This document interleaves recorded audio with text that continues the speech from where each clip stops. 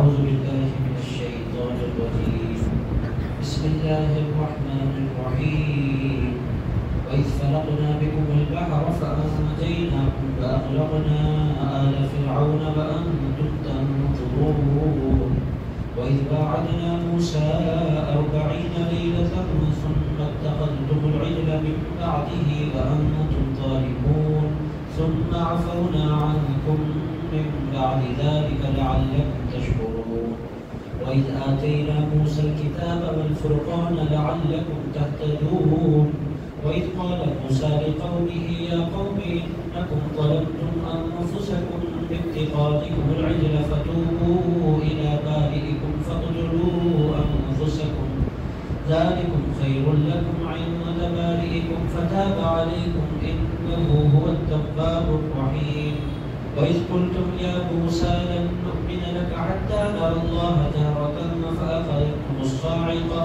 فأخذتكم الصاعقة وأنتم تنظرون ثم بعثناكم من بعد موتكم لعلكم تشكرون وظللنا عليكم الغمام وأنزلنا عليكم المن والسلوى كلوا من طيبات ما رزقناكم وما ظلمونا ولكن كانوا أنفسهم يظلمون وإذ قلنا ادخلوا هذه القرية فكلوا منها حيث شئتم رغدا وادخلوا الباب سجدا وقولوا حطة نغفر لكم خطاياكم وسنزيد المحسنين فبدل الذين ظلموا قولا غير الذي قيل لهم فأنزلنا على الذين ظلموا رجزا من السماء بما كانوا يفسقون صدق الله العظيم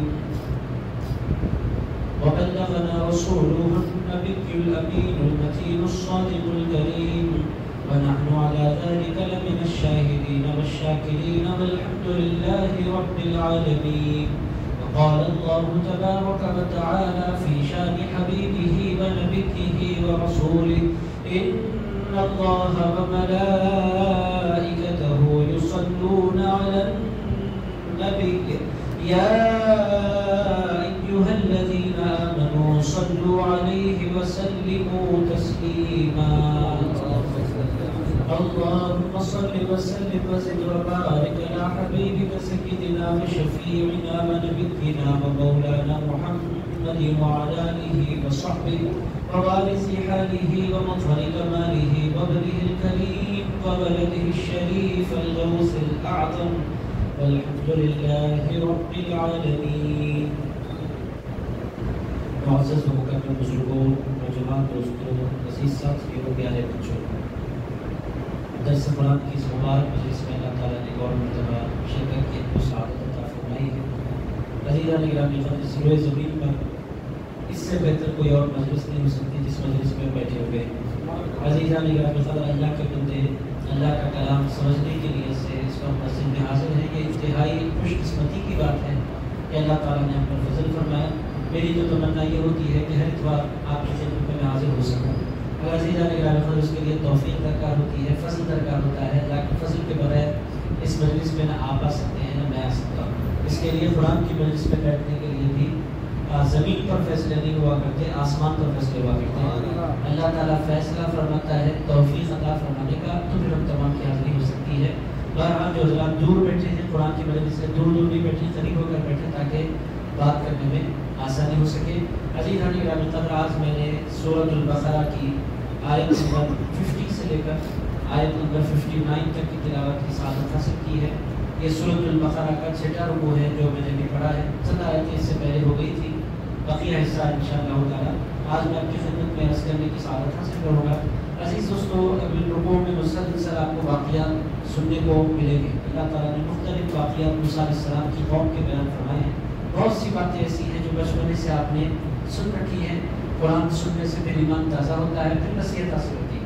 تو عزیز دوستو، جو باتیں آپ جانتے ہیں ایک ریمائنڈر کے طور پر اس کو سن لیں تاکہ پھر ایمان تازہ ہو جائے. بہت سے واقعات ایسے ہیں جو یقینی طور پر آپ جانتے ہیں.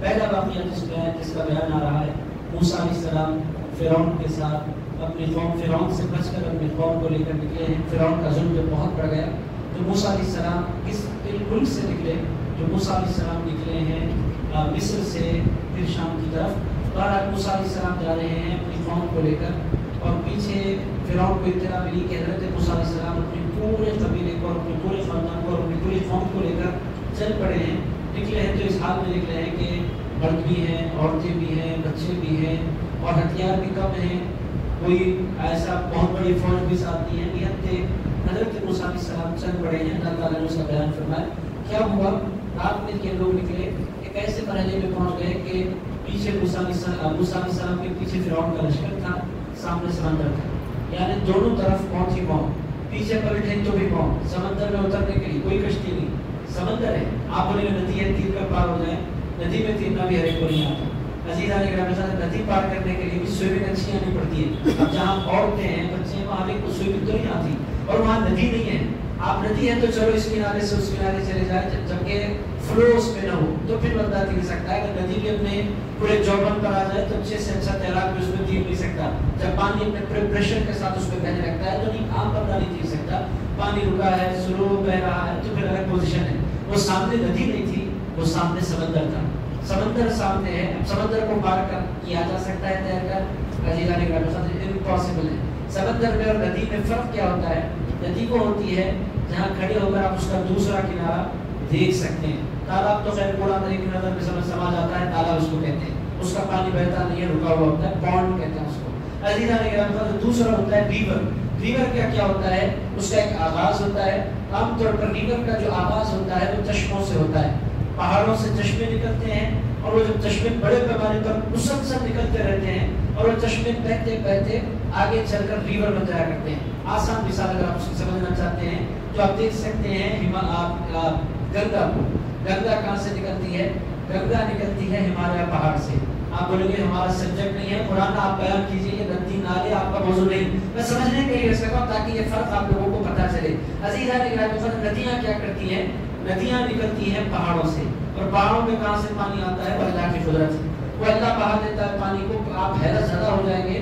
اسی لیے حیدرآباد میں اور سکندرآباد میں بیٹھنے والوں کی ذمہ داری ہے کہ کبھی کبھی حدود سے باہر نکلیں، آپ ایک ٹائم بٹ کے علاوہ کچھ دیکھنے نہیں چاہتے، بہت بڑی کائنات ہے، ٹائم بٹ میں پورا گندا پانی بھرا ہوا ہے، کچھ ہے نہیں اس میں، عزیز دوستو بہت بڑی کائنات ہے، اللہ چشمے بہا دیتا ہے، اور وہ درختوں کے درمیان سے اور پہاڑوں کے درمیان سے چشمے بہتے ہیں۔ آپ اس منظر کو اگر دیکھنا چاہتے ہیں، دور نہیں جانا چاہتے تو کیرلا سے جائیں گا، کیرلا میں بے پناہ چشمے بہتے ہیں پہاڑوں کے درمیان سے۔ بہرحال عزیزان گرامی چشمہ بہنے لگتا ہے، پہلے وہ بہتے پہاڑوں سے گرتا ہے، پھر روٹ بنتا ہے اس کا، اور وہ روٹ بنتے ہوئے وہ دریا بن جاتا ہے، اور دریا بننے کے بعد وہ بہتا رہتا ہے، بہتا رہتا ہے، بہتا رہتا ہے۔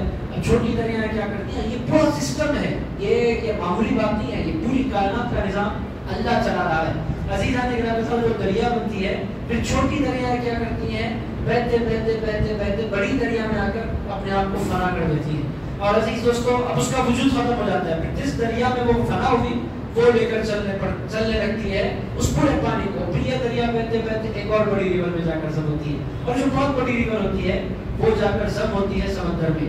چھوٹی ریور آ کر بڑی ریور میں آئے ضم ہو جائے، بڑی ریور کو کوئی فرق نہیں پڑتا، وہ بڑی ریور اور ایک بڑی ریور میں جا کر ضم ہو جائے، وہ کہتے ہیں اٹس اوکے، یہ بہت چھوٹی ہے، مجھے کوئی فرق نہیں پڑتا، اور یہ اتنی بڑی ریور جو ہزاروں لوگوں کے لیے زندگی کا سبب بن جایا کرتی ہے، وہ جا کر سمندر میں گرتی ہے، تو سمندر میں ایک قطرے کا بھی اضافہ نہیں ہوا کرتا، سمندر اتنا بڑا ہوتا ہے۔ عزیز دوستو کرشنا ریور ہے ہمارے ہاں تلنگانہ اور آندھرا میں بہتی ہے، کتنے اس کے اوپر ڈیم بنے ہوئے ہیں، آپ حیرت زدہ ہو جائیں گے، اس کے اوپر تقریباً 7-8 بڑے بڑے ڈیم بنے ہوئے ہیں۔ آپ تمام لوگ جانتے ہیں کرشنا پر کتنے ڈیم ہیں، وہ سکے سراب اور ناگرجنا اور بہت سے ڈیم اس پر جڑا رہا، اتنے بڑے بڑے ڈیم کہ حد نظر تک پانی پانی، کرشنا بہت بڑی ریور۔ اگر عزیزان گرامی وہ جا کر کرشنا ضم ہوتی ہے آندھرا کے علاقے میں سمندر میں، سمندر بولتا ہے ڈونٹ کیئر، اتنا بڑا پانی دے رہا ہے، میرے کو کوئی فرق نہیں پڑتا، تو کچھ بھی ہے نہیں، میں اتنا بڑا ہوں۔ تو عزیزان گرامی سمندر کس کو کہتے ہیں، سمندر اس کو کہتے ہیں کہ جس کا آغاز تو نظر آتا ہے مگر اس کی انتہا نظر نہیں آتی، اس کو کہتے ہیں سمندر۔ سمندر سامنے ہے، حضرت موسیٰ علیہ السلام کے پہلے قلزم اس کا نام، انگلش میں کیا بولتے ہیں وہ چیک کرنا پڑے گا، انٹرنیٹ پر اگر ہمارے تو مل جائے گا، اردو میں اور عربی میں اس کو بحر قلزم کہتے ہیں، بحر قلزم، سمندر سامنے۔ اب سمندر میں تیرا جا سکتا ہے کہ پورا میں نے قصہ آپ کو ندیوں کا، تالابوں کا اور سمندروں کا قصہ اس واسطے سنایا کہ موسیٰ علیہ السلام کی صحیح پوزیشن کو آپ سمجھ سکیں کہ اس پوزیشن میں ہیں، ان کے ساتھ ان کا پورا خاندان اور پورا قبیلہ اور پوری قوم اور پورے ان کے چاہنے والے موسیٰ علیہ السلام کے ساتھ ہیں. سامنے سمندر ہے، پیچھے فرعون ہے، انتہائی پاورفل بادشاہ، پورے لشکر کے ساتھ اور پورے جاہ و جلال کے ساتھ اور پورے ہتھیاروں کے ساتھ. عزیزان گرامی، ظاہری طور پر دونوں طرف موت ہی موت نظر آ رہی ہے. ادھر بھی موت ہے، سمندر میں کودو تو بھی موت ہے، سمندر کے کنارے کنارے چلے تو اٹس اوکے، تھوڑا تھوڑا وہ تو بچے بھی جا کر کھڑے ہو جاتے ہیں، آگے بڑھے تو پھر سمندر بتلاتا ہے کہ وہ کون. عزیزان گرامی، کنارے پر کھڑے ہو کر آوازیں نکال لینا، پانی بلال پا لینا آسان ہے، تھوڑا آگے بڑھے تو پھر اندازہ ہوتا ہے سمندر کہتے کس کو ہے، اس کی موجوں کا حال کیا ہوتا ہے. بہرحال عزیزان گرامی، ادھر بھی موت ادھر بھی موت. اس موقع پر حضرت سیدنا موسیٰ علیہ السلام کا حال اللہ تعالیٰ نے بیان فرمایا. لوگ ڈر گئے چونکہ فرعون آ کر مار دے گا تو مرنا ہی ہے، سمندر میں کودے تو بھی مرنا ہی، دونوں طرف موت. مگر حضرت موسیٰ علیہ السلام کا اس وقت حال کیا تھا؟ عزیزان گرامی، قرآن مجید میں ان کے الفاظ کو بھی نقل کیا ہے. حضرت موسیٰ علیہ السلام نے اس موقع پر فرمایا تھا مجھے ذرہ برابر خوف نہیں ہو رہا، ان معی ربی سیہدین. ارشاد فرمایا اس وقت میں اکیلا نہیں ہوں، تم مجھے تنہا دیکھ رہے ہو، میرے ساتھ میرا اللہ ہے. ان معی ربی، میرا پروردگار، میرا پالنے والا، میرا خیال رکھنے والا، مجھے زندہ رکھنے والا. ان معی ربی، ارشاد فرمایا میرے ساتھ اس وقت میرا رب ہے.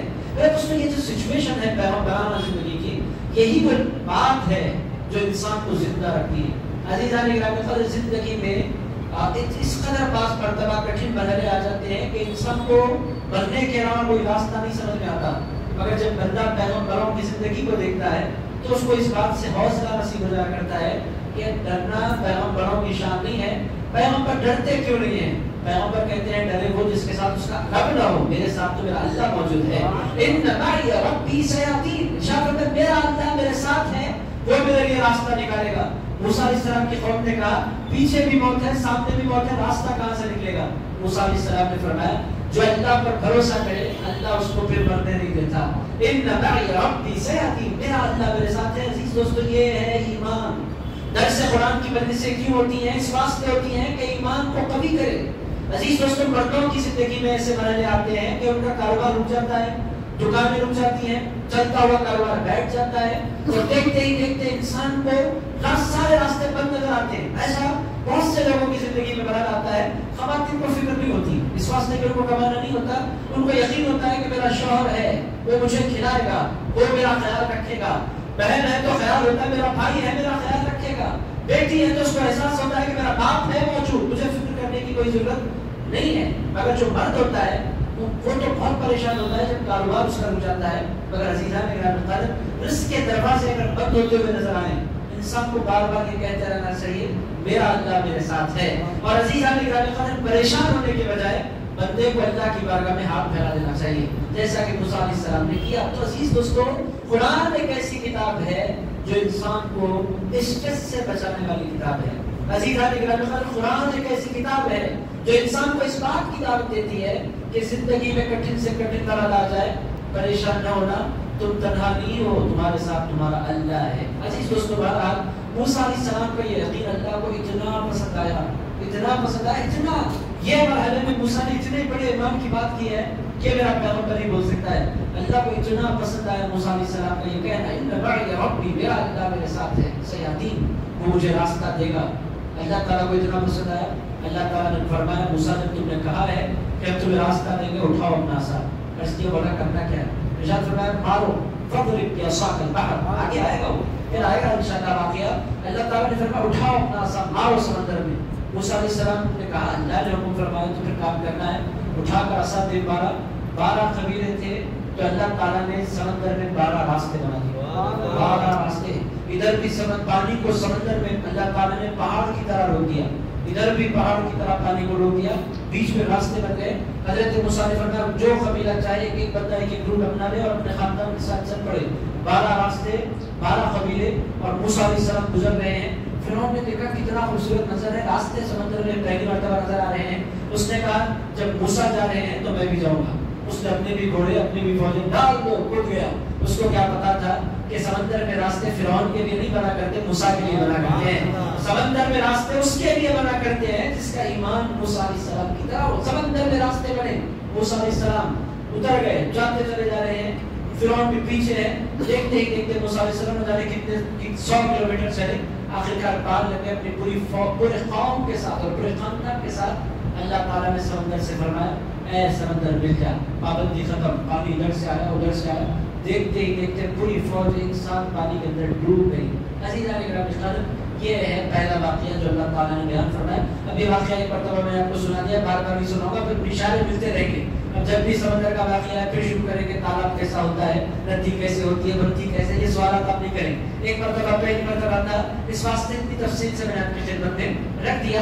اب آپ سنیں اللہ تعالیٰ فرماتا ہے, قرآن سنیں, یہ پورا پس منظر ہے.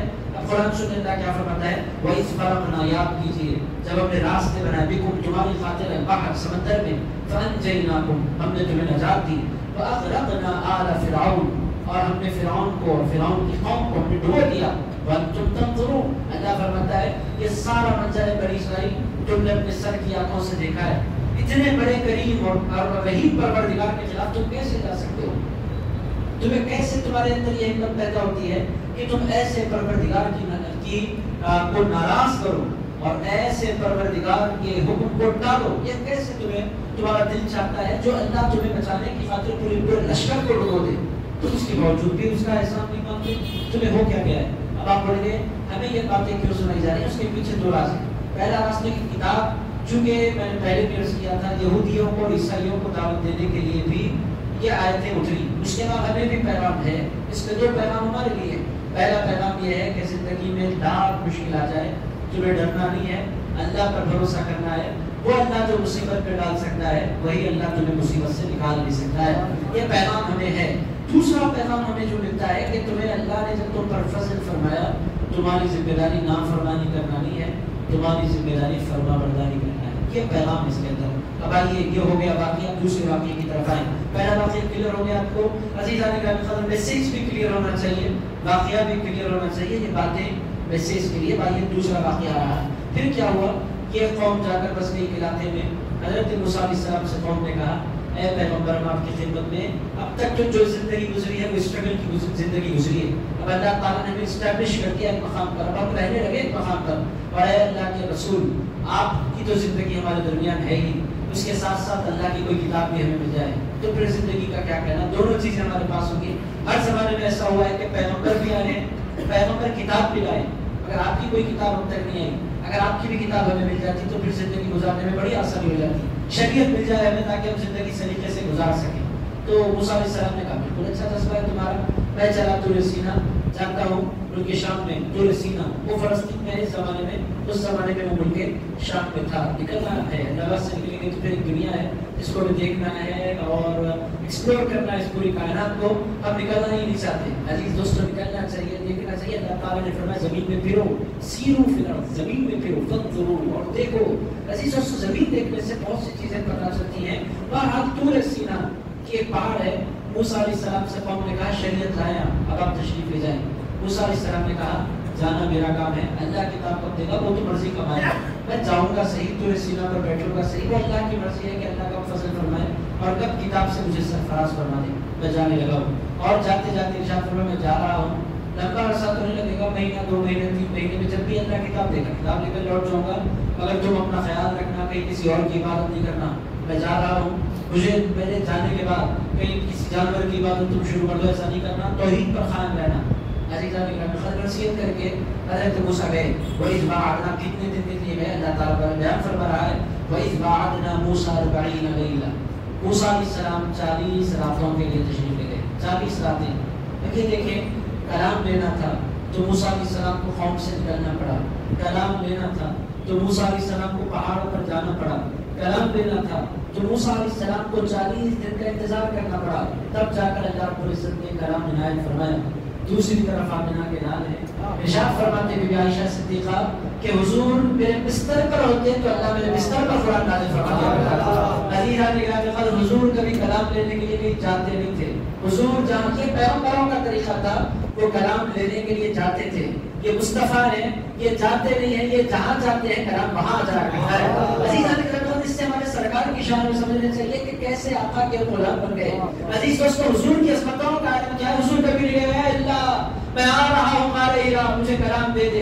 عزیزان گرامی قدر کا یہ کبھی حضور نے نہیں بولا اے اللہ میں غار ثور آ رہا ہوں مجھے کلام دے دے، کتنے دن کا مجھے انتظار کرنا پڑے گا.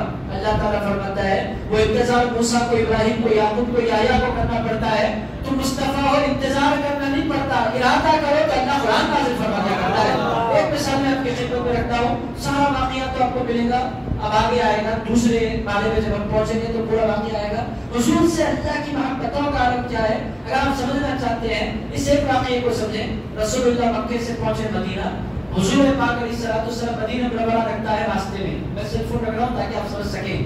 عزیزان گرامی قدر ادھر تھا مکہ، بیچ میں تھا مدینہ، ادھر تھا بیت المقدس. حضور کے بالکل پیچھے مدینے کے بالکل بیک سائڈ پر مکہ معظمہ رکھتا تھا. مکے کے بعد مدینہ رکھتا تھا، مدینے کے بعد ملک شام اور بیت المقدس. حضور پاک بیچ میں تھے. اللہ تعالیٰ نے فرمایا بیت المقدس آپ کا قبلہ بن گیا، نماز پڑھی. حضور نے نماز شروع کی، پوری تفصیل آئے گی جب آیت آئے گی.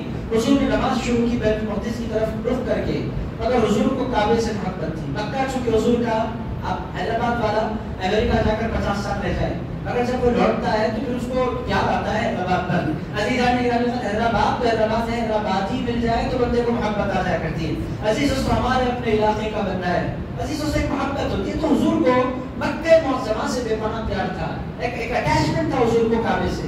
تو حضور کی تمنا یہ تھی کہ بجائے بیت المقدس کے میرا قبلہ کعبہ بنے. حضور نے بولا نہیں، نماز پڑھا رہے حضور کے دل میں تمنا جاگی. نماز پڑھاتے پڑھاتے حضور نے اپنا سر آسمان کی طرف اٹھایا، دل کی تمنا لے کر. میرے دوستوں پہلی مرتبہ، دوسری مرتبہ، تیسری مرتبہ، 3 مرتبہ جو ہی سر اٹھا، اللہ نے فرمایا جبریل اب انتظار نہیں ہو سکتا تمہارا، اترو قرآن لے کر. اے اللہ کرنا کیا ہے؟ ارشاد فرمایا جاؤ میرے مصطفیٰ سے کہہ دینا جس طرف وہ رخ کرنا چاہتے رخ کر لیں، جہاں وہ منہ پھیریں گے اسی کو میں قبلہ بنا دیتا ہوں.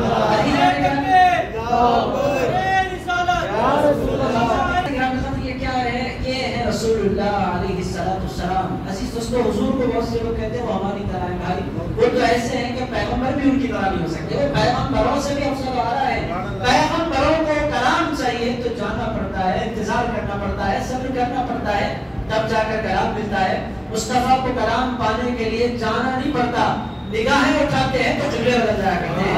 عزیزان گرامی یہ ہے ہمارے حضور علیہ السلام. یہ بات نکلی اس واسطے کہ موسیٰ علیہ السلام گئے، قوم سے کہا 40 دن کسی کی عبادت نہیں کرنا. اب قوم کا حال کیا ہے یہ بھی دیکھا، قوم کتنی شریر ہے. بنی اسرائیل بہت شریر لوگ. آج کی وہ جو قوم ہے نا انتہائی شریر. آپ دیکھیں کہ پوری دنیا پر جو کنٹرول ہے، پورا بینک کا نظام کون چلا رہے ہیں؟ یہی شریر لوگ. لون دینا، لوگوں کو ڈیبٹ کارڈ دینا، کریڈٹ دینا، شوقوں میں ڈال دینا آدمی کو، اور انسان پھر خرید دینا. پھر زندگی بھر ایک امریکہ کے ساتھ 2 دن قبل میری بہن میں ہے تو جمعے کے بعد میں نے اس سے کہا میری بہن سے میں بہت آپ سے محبت کرتا ہوں، میں ان کے ساتھ گیا. میں نے کہا آپ لوگوں کی تو زندگی بڑے آرام کی ہے، انڈیا کی زندگی ہے، بائکوں کی زندگی ہے، بڑی مشکل کی زندگی. امریکہ میں تو لیوش گھر اور زبردست کاریں اور کتنی مزے کی آپ لوگوں کی زندگی. کہنے لگے کہاں کی زندگی صاحب، گھر خرید لیتے ہیں، 30 سال تک ہم قرضدار رہتے ہیں، پھیٹتے پھیٹتے کمر بیٹھ جاتی ہے. جانا ہی جانا ہے، نہیں جائیں گے جاب پر تو مر جائیں گے، گھر والے آ جائیں گے. لون پر گھر لیتے ہیں، ہر چیز کریڈٹ پر دیتے ہیں. یہ یہودیوں کا ایسا نظام ہے کہ زندگی میں بندہ قرض لیتا رہتا ہے، قرض پھیرتا رہتا ہے، اسی میں پوری زندگی گزر جاتی ہے اور انسان کے ہاتھ میں کچھ بچتا نہیں. نظر آتی ہے باہر سے حیدرآباد والوں کو کہ ان کی زندگی بہت اچھی ہے، کچھ بھی اچھی نہیں ہے. میں نے کہا پھر آپ کو پیسے، کوئی پیسے والے نہیں ہوتے، سب ہینڈ ٹو ماؤتھ ہیں. وہاں کے ہینڈ ٹو ماؤتھ الگ ہیں، یہاں کے ہینڈ ٹو ماؤتھ الگ ہیں. یہاں جو بندہ اچھا کما لیتا ہے وہ بڑے مزے میں ہے، یہاں کے لوگ بادشاہ ہیں. میں نے کہا کیوں؟ ارشاد فرمایا وہاں کوئی بات کرنے بڑی ملتا، یا پھکٹ میں آپ کو کتنے لوگ مل جاتے ہیں. شادی میں جا کر بیٹھے تو 2-2 گھنٹے کی مجلسیں ہوتی ہیں. شادی کھانا کھانے سے پہلے الگ ہوتی ہے، کھانا کھانے بعد دیکھتا رہتا ہوں میں. پرسوں رات میں شادی میں گیا، میں شادی میں پہنچا بھی، مبارکباد بھی میں نے دے دی اور پھر کھانا بھی کھا لیا. باہر نکلا تو وہ ٹیبل بھی وہی کا وہی ہے، بیٹھک بھی وہی کی وہی ہے. آئیے نا صاحب بیٹھیے. میں نے کہا بھائی اللہ نے آپ کے وقت میں برکت دے دی ہے، یہ حیدرآباد کے علاقے ہی نہیں مل سکتا. 2-2.5 گھنٹے سے مجلس ختم نہیں ہوئی، لوگ جوائن کرتے جا رہے ہیں، چھوڑتے جا رہے ہیں. اور جو لوگ بیٹھے ہیں چائے پر چائے آتی جا رہی ہے، پانوں پر پان آتے جا رہے ہیں، ایک ڈبہ بھی بازو رکھا ہے، تھوک رہے ہیں، مزے سے بیٹھے ہیں. ایسے لوگ انہوں نے کہا آپ امریکہ سے بار بار برک کر کیوں آتے؟ کہنے لگے وہاں کی زندگی ترس جاتے ہیں لوگ، انسانوں کو انسان ملتا ہی نہیں ہے، کہاں انسان کسی کو وقت دے. پورا ہفتہ بھاگتے سیٹرڈے سنڈے آتا ہے تو پھر مری ہوئی حالت میں انسان ہفتہ گزار لیتا ہے. پھر بڑھنے سے پھر کام پر بھاگو. یہ حیدرآباد ہے جہاں رونقیں ہیں. بہرحال عزیز دوستو کدھر سے چلے، میں دنیا کی بات آپ کی خدمت پیش کرنا تھا کہ جو بنی اسرائیل ہے بڑی خطرناک قوم، چھوٹی چھوٹی بات پر نافرمانی کرنا ان کی عادت. 40 دن کے لیے حضرت موسیٰ علیہ السلام گئے. اب یہ واقعہ بھی بار بار آئے گا. ادھر ایک بندہ تھا، اس کا نام ہے سامری. قرآن کے 16ویں پارے میں اس کا ذکر آیا ہے. سامری اس کا نام، سامری جادوگر تھا، چھوٹے موٹے جادو دکھا لیا کرتا تھا. سامری نے کہا کہ موسیٰ علیہ السلام نہیں ہے، قوم کو بہکانے کا اس سے بہتر کوئی اور موقع نہیں ہو سکتا. اس نے کیا کیا؟ ایک بچڑا بنایا. بچڑا اس کو کہتے ہیں گائے کے بچے کو. عزیز دوستو، گائے اور گائے کے بچے کی پرانی تاریخ ہے. آج انڈیا میں آپ دیکھ رہے ہیں تو کوئی نیا نہیں ہے، وہ بنی اسرائیل سے چلتے آ رہا ہے. گائے کے بچڑے کو اس نے بنایا، سونے کا بچڑا بنایا، جتنے لوگوں سے پیسے اکٹھے کرنے تھے کیے. اب بچڑا بنا کے لوگوں سے کہا اس کی عبادت کرو. لوگوں نے کہا نہ بولتا ہے، نہ ہلتا ہے، نہ چلتا ہے، یہ کیسے ہمارا خدا ہو سکتا ہے؟ اس نے کیا کیا؟ موسیٰ علیہ السلام، حضرت موسیٰ علیہ السلام بیٹھے تھے دور پر. کوئی جادوگر تھا، اس کو اللہ تعالیٰ نے ایسی طاقت دی تھی کہ وہ اپنے علم کی وجہ سے کبھی کبھی فرشتوں کو بھی دیکھ لیا کرتا تھا. اس نے دیکھا کہ موسیٰ علیہ السلام دور پر جا رہے ہیں، جبریل علیہ السلام دور پر جا رہے ہیں، گھوڑے پر بیٹھے. تو گھوڑے کے قدموں کے نیچے جو خاک پڑ رہی تھی، اس نے اس خاک کو اٹھا کر ایک شیشے میں بند کر لیا. اور اس کا ماننا یہ تھا کہ جس گھوڑے پر جبریل بیٹھ جائے اس کی گھوڑوں کے خاک میں بھی اللہ اثر پیدا فرما دیا کرتا ہے. اس کا ایسا ماننا تھا. اس نے خاک کو جمع کیا، لا کر بچڑے کے اندر ڈالا. جو ہی ڈالا اللہ تعالیٰ نے اس کو زندگی دے دی اور وہ سونے کا بچڑا بولنے لگا یہ خدا ہے ہمارا. دیکھتے ہی دیکھتے بنی اسرائیل قدموں میں گر گئی بچڑے کے. اور عزیزان گرامی قدر 40 دن کے اندر اندر قوم کے بہت بڑے طبقے نے گائے کے بچے کو اپنا خدا مان لیا. عزیز دوستو، حیرت، موسیٰ علیہ السلام پلٹ کر آئے، حیرت میں لگے بھائی گائے کا بچہ خدا کیسے ہو سکتا ہے؟ عزیز دوستو، اس زمانے میں موسیٰ علیہ السلام کو حیرت ہوئی تھی، اس زمانے میں ہم کو حیرت ہو رہی ہے. گائے کیسے خدا ہو سکتی ہے؟ بھائی کوئی جانور ہے، جانور کیسے عبادت کر رہا ہے؟ ماں بھی ماں ہے، ماں کے خلاف کچھ نہیں. ارے بھائی ماں ہے کہ باپ ہے کہ جو بھی ہے مگر ہو کیسے گیا؟ اور عزیزان گرامی اس کو اس کی پوجا کی جا رہی ہے اور انتہا درجے کی غلیظ حرکتیں. آپ حیرت زدہ ہو گئے. چونکہ ریکارڈنگ نہیں ہے اس واسطے میں کل عرض کر رہا ہوں، پیشاب پی رہے گائے کا.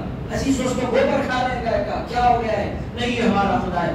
عزیز دوستو، کس قدر انسان کی عقل ماری جاتی ہے کہ انسان ہو کر گائے کو اپنا خدا سمجھنے لگتا ہے. سانپ ہمارے مہادیو کو تھے. عزیزان گرامی، سانپ کیسا دیو ہو گیا بھائی؟ جانور ہے اور زہریلا جانور ہے، مگر جب انسان کی عقل ماری جاتی ہے تو پھر انسان اس طرح کی باتیں کرتا ہے. مگر ہماری ذمہ داری مذاق اڑانا نہیں ہے. حقیقت میں ہماری ذمہ داری ہے انسان کو انسان کا اپنا مقام بتلانا. بھائی تو یہ جو پوری کائنات ہے، یہ گائے، یہ بچہ، یہ جانور، یہ سانپ، یہ بچھو، یہ جو کچھ کائنات میں بنا ہوا ہے، یہ سب کچھ تیری خدمت کے لیے اللہ نے بنا ہوا ہے. تو مخدوم ہے، یہ تیرے خادم ہے. اور خادم کی بندہ عبادت نہیں کرتا. کائنات کو اللہ نے تیری خاطر بنایا اور تجھ کو اللہ نے اپنی خاطر بنایا ہے. عزیزان گرامی قدر، یہ باتیں سمجھنے کی ہیں. یہ پوری کائنات کا نظام اللہ تعالیٰ نے پہلے بھی گیا. ہو سکتا ہے وہ آیت ہے کہ اللہ تعالیٰ نے فرمایا هو الذی خلق لکم. اللہ تعالیٰ فرماتا ہے وہ اللہ ہے جس نے پیدا فرمایا تمہاری خاطر. ما فی الارض، اللہ فرماتا ہے جو کچھ زمین میں ہے، جو کچھ زمین میں ہے وہ اللہ نے تمہاری خاطر پیدا فرمایا. اللہ نے تمہاری خاطر، انسانوں کی خاطر اس پوری کائنات کے نظام کو بنایا ہوا ہے. عزیز اس کو گائے کوئی کھا لے تو کھا لے بھائی، جان لے رہے ہیں آپ. عزیزان گرامی قدر، اللہ نے اس کو جان دی ہی ہے انسان کی خاطر. قصہ ہی ختم ہے. عزیز نہیں، آپ ایک جان نہیں لے سکتے. بھائی انڈے میں بھی جان ہے، پھر وہ آپ اگر بولے تو پھر جتنی ترکاریاں ہیں ترکاریوں میں بھی جان ہے. اور یہ فلسفے بڑے خطرناک ہیں. اتنی بات ہمیں سمجھنی چاہیے کہ اس پوری کائنات کو اللہ نے بنایا ہے انسان کی خاطر. اسی لیے اس کا دودھ بھی استعمال کیا جاتا ہے، اس کا گوشت بھی کھایا جاتا ہے، اس کا گھی بھی بنایا جاتا ہے. چونکہ اللہ نے بنایا ہی ہماری خاطر ہے. جتنی چاہے مچھلیاں پکڑے، بازار سے لائے، بازار میں بیچے، خریدے، کوئی ہمیں روک ٹوک نہیں کر سکتا. اس واسطے کہ اللہ نے جتنی سمندر میں جتنی مچھلیاں بنائی ہیں ہماری خاطر بنائی ہیں. اللہ فرماتا ہے پوری کائنات کو میں نے تمہاری خاطر بنایا اور تم کو ہم نے اپنی خاطر بنایا ہے. پوری کائنات تمہاری خدمت کرے گی، تم ہماری عبادت کرو. تو عزیزان گرامی قدر، بہرحال ان لوگوں نے بچڑے کو اپنا خدا بنا لیا. موسیٰ علیہ السلام لوٹے. وہ پوری تفصیل تو آگے آئے کہ بس اتنا میں عرض کروں. حضرت ہارون علیہ السلام کو حضرت موسیٰ علیہ السلام نے چھوڑا تھا قوم کی نگرانی کی خاطر. قوم نے ان کی ایک نہیں سنی. موسیٰ علیہ السلام بڑے جلال والے آئے، آ کر دیکھا کہ قوم بچڑے کی عبادت کر رہی، گائے کے بچے کی عبادت کر رہی ہے. آئے اور جناح غصے میں آئے اور حضرت سیدنا ہارون علیہ السلام کی گاڑی پکڑی. کہنے لگے تم نے کیا کیا؟ حضرت ہارون علیہ السلام نے کہا میرا کام بلانا ہے. اگر کوئی بندہ نہیں سمجھے تو میں کیا کروں؟ میں نے تو جتنی بار روکنا تھا میں نے روکا. عزیز دوستو، مگر روکنا کی ذمہ داری ہے انسانوں کی، مسلمانوں کی. روکنے کا انداز کیا ہو؟ عزیز دوستو، حکمت کے ساتھ انسان کو اس کا مقام یاد دلائے. آپ ہیں کون؟ آپ کی پوزیشن کیا ہے؟ آپ کو اللہ نے دنیا میں کیوں بھیجا ہے؟ آپ کی زندگی کا مقصد کیا ہے؟ اللہ نے آپ کو کتنی عزتوں سے سرفراز فرمایا. آپ جیسا اس پوری کائنات میں کوئی نہیں. انسان کو بتلایا جائے کہ سانپ بچھو یہ کچھ بھی نہیں ہے, تو بہت بڑی چیز ہے. تو اپنے آپ کو پہچان, یہ پیغام دینے کی ضرورت ہے, ورنہ یہ پہچان جب گم ہو جاتی ہے تو پھر انسان کو آپ دیکھیں چوہے کے آگے, ہاتھی کے آگے اور بلی کے آگے, کتے کے آگے, جس کے آگے چاہے بندہ جھکنے لگتا ہے, اس کو اپنا خدا سمجھنے لگتا ہے. یہ بہت بڑا پرابلم ہے. بہرحال یہ دوسرا واقعہ ختم ہو گیا.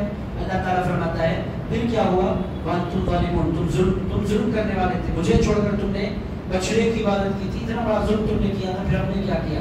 اللہ فرماتا ہے تم نے ظلم کیا, ہماری شان کیا. ثم عفونا عنکم من بعد ذلک, اتنے بڑے ظلم کے بعد بھی موسیٰ کی خاطر ہم نے تمہیں معاف فرما دیا. عفونا عنکم من بعد ذلک, اتنے بڑے ظلم کے بعد بھی ہم نے تمہیں معاف فرما دیا. کیوں معاف کیا؟ لعلکم تشکرون.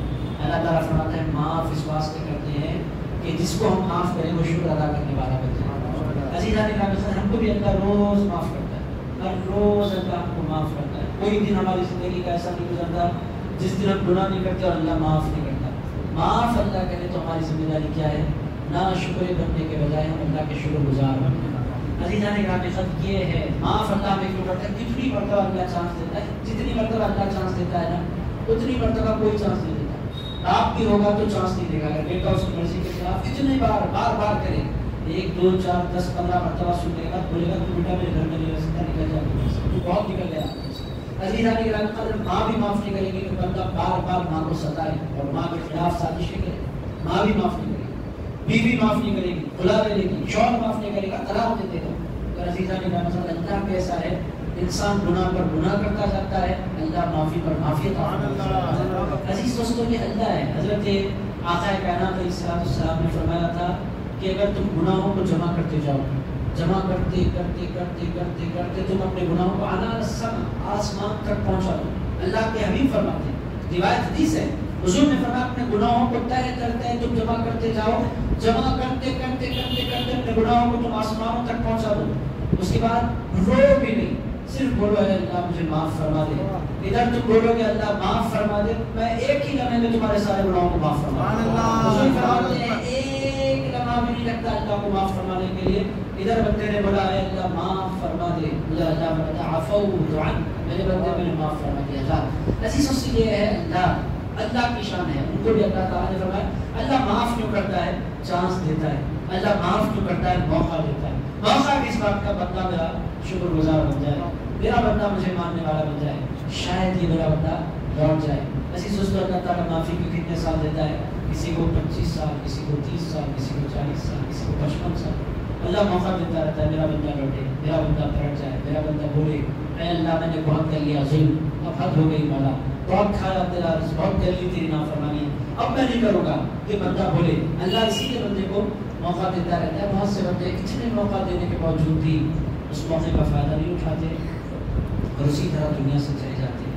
اور عزیز دوستوں, کچھ بندے ایسے ہوتے ہیں کسی کے دل پر چوٹ لگتی ہے 35 سال میں, کسی کا دل بدلتا ہے 30 سال میں, اور عزیز دوستوں کوئی بدل جاتا ہے 40 سال میں. یہ اللہ تعالیٰ کس کے دل پر کیسے ضرب لگائے وہ اللہ ہی جانتا ہے. کس بندے کے دل پر کون سی بات اثر کر جائے وہ اللہ ہی جانتا ہے. مگر اس اثر کرنے کے لیے, اس اثر کو پانے کے لیے بندے کی ذمہ داری کیا ہے؟ وہ بار بار قرآن کی مجلس سے آئے, قرآن کی محفل میں بیٹھے, قرآن مجید کو وقت دے. وہ جو اثر ہوتا ہے انسان کے دل پر تبدیلی کا, وہ اثر ہوتا ہے قرآن کی مجلس کے ذریعے. اگر بندہ اس سے بھاگ جائے نا پھر اس کو ہدایت میسر نہیں آ سکتی, وہ زندگی پر دور دور دور ہوتا چلا جائے گا. عزیزان گرامی, اللہ سے قریب کرنے کے لیے اللہ نے جو کتاب نازل فرمائی ہے اس کتاب کو قرآن کہتے ہیں, اور جو ذات نازل فرمائی اس ذات کو محمد رسول اللہ کہتے ہیں صلی اللہ علیہ وآلہ وسلم. عزیز دوستوں, اگر دونوں کو چھوڑو تو زندگی میں کبھی قرآن سے پتہ ہدایت حاصل کر سکتا. اللہ تعالیٰ فرماتا ہے ثم عفونا عنکم من بعد ذلک, میں نے تمہیں معاف فرما دیا اس ظلم کے بعد. کیوں کیا مولا معاف؟ لعلکم تشکرون, تاکہ تم شکر گزار بن جاؤ, تم شکر ادا کرنے والے بن جاؤ. اللہ تعالیٰ نے قرآن مجید کے مقام پر فرمایا یا عبادی الذین اسرفوا علی انفسہم, اے میرے بندو جنہوں نے اپنی جانوں پر ظلم کیا, یا عبادی, اے میرے بندو الذین اسرفوا علی انفسہم, جنہوں نے اپنی جانوں پر ظلم کیا, لا تقنطوا من رحمت اللہ, اے میرے بندو اللہ کی رحمت سے مایوس نہیں ہونا, ابھی بھی مایوس نہیں ہونا. رات تم نے گناہ کیے ہیں, تم نے شراب کی, نعوذ باللہ زنا کیا, تم نے سود کھایا, تم نے جو گناہ تم نے کیا, اگر اللہ تمہیں موقع دے رہا ہے چھوڑ دو گندگیاں, لوٹ جاؤ اس کی بارگاہ میں. لا تقنطوا من رحمت اللہ، اللہ کی رحمت سے مایوس مت ہونا. اے اللہ کیا تیری شان. ارشاد فرمایا ان اللہ یغفر الذنوب جميعا، اللہ تعالیٰ ایک لمحے میں پوری زندگی کے سارے گناہوں کو بخش دیا کرتا ہے. ان اللہ یغفر الذنوب جميعا، اللہ سارے گناہوں کو بخش دیتا ہے. اے اللہ میرے گناہ کتنے بڑے کیوں نہ آسمان تک پہنچ جاتے اپنے گناہوں، سمندر کے چھاپ کے برابر کرتے رہے گناہوں، پھر بھی ڈرنا نہیں. اگر توفیق میسر آ رہی ہے، دل بول رہا ہے کہ مجھے لوٹ جانا چاہیے، لوٹ جا. ایک لمحے کی تاخیر مت کر کے میں نے اتنا بڑا ظلم کیا، تو بہت بڑا ظالم ہے تو میں بھی بہت بڑا رحمان ہوں. تیرا کام ظلم کرنا ہے تو میرا کام معاف فرمانا ہے. عزیزان گرامی قد یہ ہے اللہ کی شان، ثم عفونا عنکم من بعد ذلک. مگر عزیز دوستو حقیقت کیا ہے؟ اتنی باتیں سننے کے باوجود بھی دل سے بندہ توبہ کرنے کے لیے تیار نہیں ہوتا. یہ انسان کا بہت بڑا پرابلم ہے. سچے دل سے توبہ کرنے کے لیے بندہ تیار نہیں ہوتا. چھوڑ دینا بھائی، یہ بولنے کے لیے تیار بندہ نہیں ہوتا. یہی اصل پرابلم ہے. اتنا جاننے کے باوجود بھی اتنا قریب میرا اللہ ہے، میں بول دوں اللہ کو اللہ میں چھوڑ رہا ہوں گناہ، میں چھوڑ رہا ہوں گندی زندگی، میں تیرا پکا وفادار بندہ بننا چاہتا ہوں. یہ بولنے کے لیے بندہ تیار نہیں ہوتا. اتنی مرتبہ سمجھانے کے باوجود بھی میرے دوستوں جب بندہ یہ بول دے کہ اللہ پہلے مجھے معاف فرما دے، ایسی دوستوں غصہ ختم ہو جاتا ہے. اگر وہ بولنا دل میں گناہ چھوڑنے کے ارادے کے ساتھ، ورنہ تو روزانہ آپ بھی بولتے ہیں استغفر اللہ ربی بالکل ذنب و خطیئت، باتوں کے لیے دل میں گناہ کا ارادہ، زبان پر استغفار. خیر بے برکت تو نہیں ہے، بندہ زبان سے ہی صحیح بول رہا ہے، مگر عزیز دوستوں اصل جو چیز ہوتی ہے وہ دل سے بندہ ارادہ کرے میں چھوڑ رہا ہوں گندگی کو اور رجوع ہو رہا ہوں اپنے اللہ کے پاس. اور میرے دوستوں سمجھنے کا جو چانس ہوتا ہے وہ عام طور پر 40 سال کے اندر ہوتا ہے. اس کے بعد بہت کم لوگوں کو، بہت کم 40 سال تک چانس ہوتا ہے جلدی بدلنے کا. 40 میں جب بندہ آ جاتا ہے، عمر اس کی پختہ ہو جاتی ہے، بدلنے کے چانسز کم ہو جاتے ہیں. اسی لیے آپ 40 سے پہلے ہیں کوشش کرنی چاہیے بری عادتوں کو چھوڑ دینے کی، اچھی عادتوں کی طرف آ جانے کی. جب بندہ 40 کا ہو جاتا ہے تو عام طور پر اس کو ہدایت نصیب ملتی ہے. یہ 40 جو عمر ہے پختگی کی عمر ہے، طبیعت کے بن جانے کی عمر ہے. عزیز دوستو 40 کے بعد پھر چانسز بہت کم ہوتے ہیں. اسی لیے کوشش نوجوانوں پر کرنے کی ضرورت ہے. بوڑھے لوگ جیسے ہیں ویسے اسی لیے بڑھاپے میں حضور پاک علیہ السلام کے فرمان جو بندہ گناہ کرے اللہ کو اس پر زیادہ چلا رہتا ہے، چونکہ اللہ نے اس کو زیادہ موقع دیا. اس کے بعد بندہ گناہ کرے تو اللہ سخت ناراض ہوتا ہے، مگر طبیعت نہیں بدلتی. بہت کم ایسے لوگ ہوتے ہیں کہ 40 پلس ہو جاتے ہیں اور پھر ان کو توبہ کی توفیق میں سے آ جاتی ہے. 40 سے پہلے رجوع کر لینا چاہیے اللہ کی بارگاہ میں. یہ سب سے بہتر چانس ہے، یہ سب سے بہتر موقع ہے. اور 40 کا مطلب یہ نہیں سننا چاہیے 39 ایئرس اور پھر اس کے بعد وہ پورے دن ختم ہو 360 ڈیز کے بعد میں سچی توبہ کرنے والا ہوں. ایسا نہیں سوچ. بات لوگ کہتے ہیں 40 کا مطلب پورے 40 ختم کر کے کریں گے. عزیز دوستو اس سے پہلے جب بھی اللہ موقع عنایت فرمائے، چونکہ ہماری کوئی گارنٹی نہیں ہے کہ ہر بندہ 40 تک پہنچ کر رہے گا. دنیا میں ایسے ہزاروں لوگ ہیں 30 میں چلے جاتے ہیں، 35 میں چلے جاتے ہیں. آج کل تو پینڈیمک کے بعد تو کتنے لوگ ناشتے مر رہے ہیں، جم کرتے مر رہے ہیں، کھانا کھاتے مر رہے ہیں، مووی دیکھتے مر رہے ہیں. عزیزان گرامی ایک نیا تماشا ہے آرٹ فیل کا. تو آپ یہ سوچ کر نہیں رکھیے کہ 40 سال پورے ہونے کے بعد ہی میں توبہ کروں گا.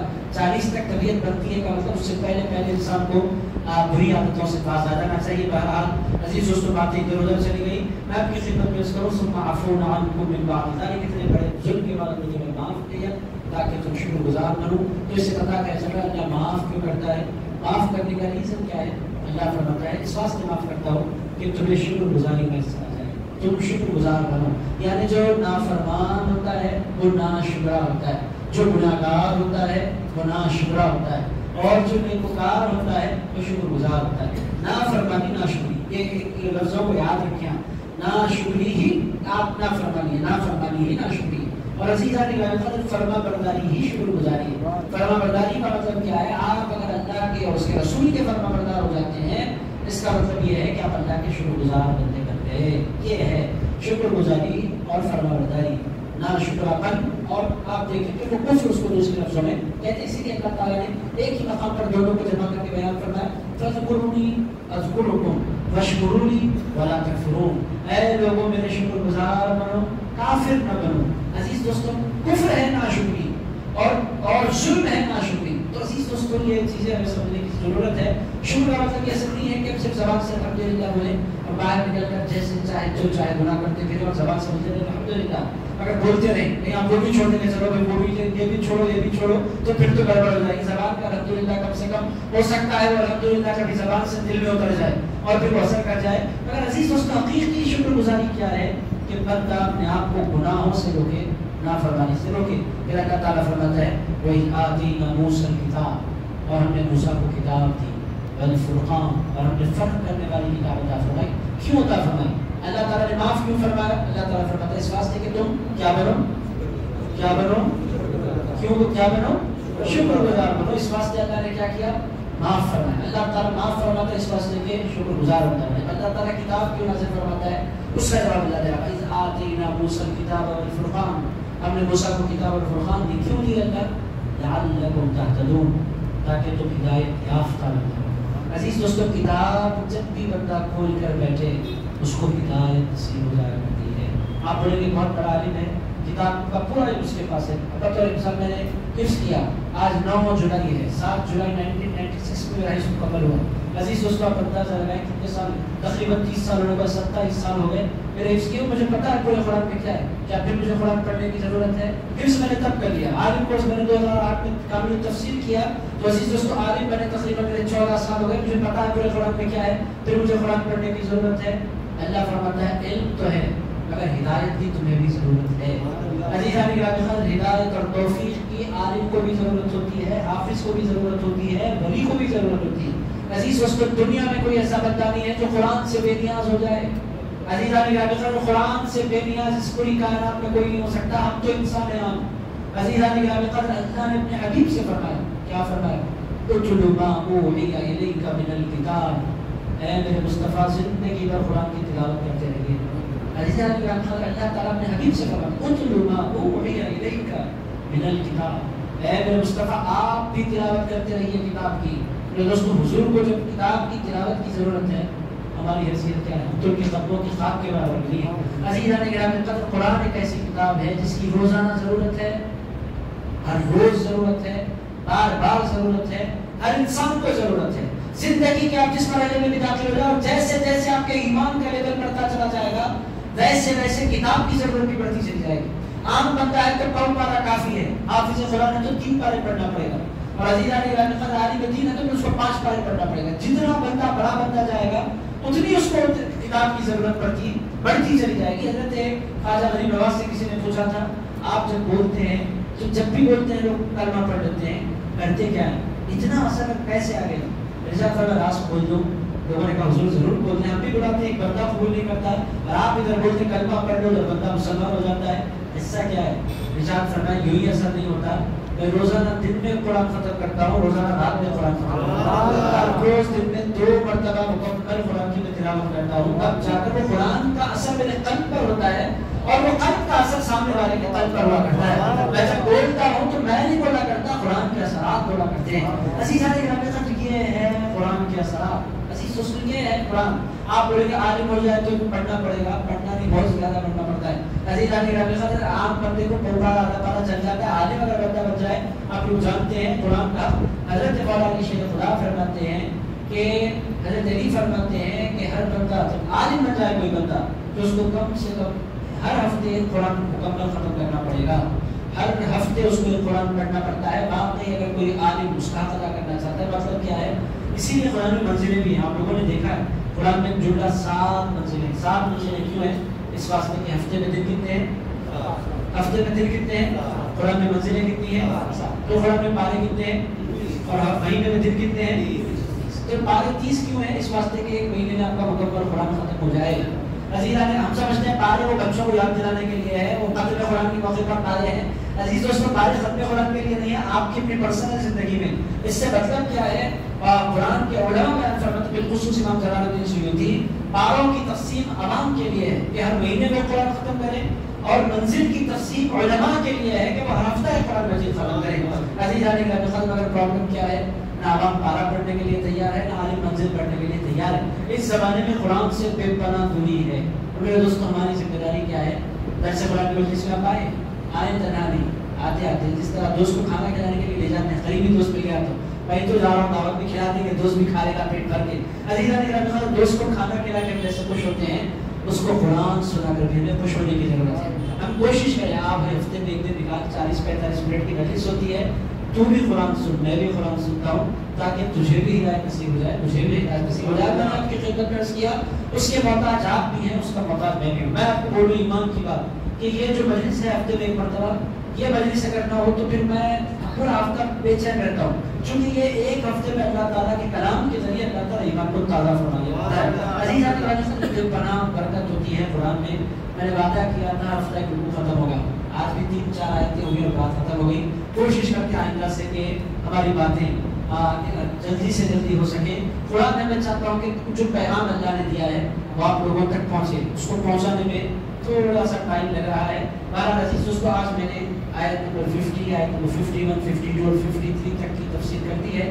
آئندہ اتوار اللہ نے توفیق عنایت فرمائی تو انشاءاللہ آیت 54 سے لے کر گھوڑے کے بارے میں، گھوڑے کا گوشت بیسیکلی حلال تھا، آپ لوگ جانتے ہیں وہ جانور حرام ہوتے ہیں عام طور پر جو چیر پھاڑ کے کھانے والے جانور ہوتے ہیں۔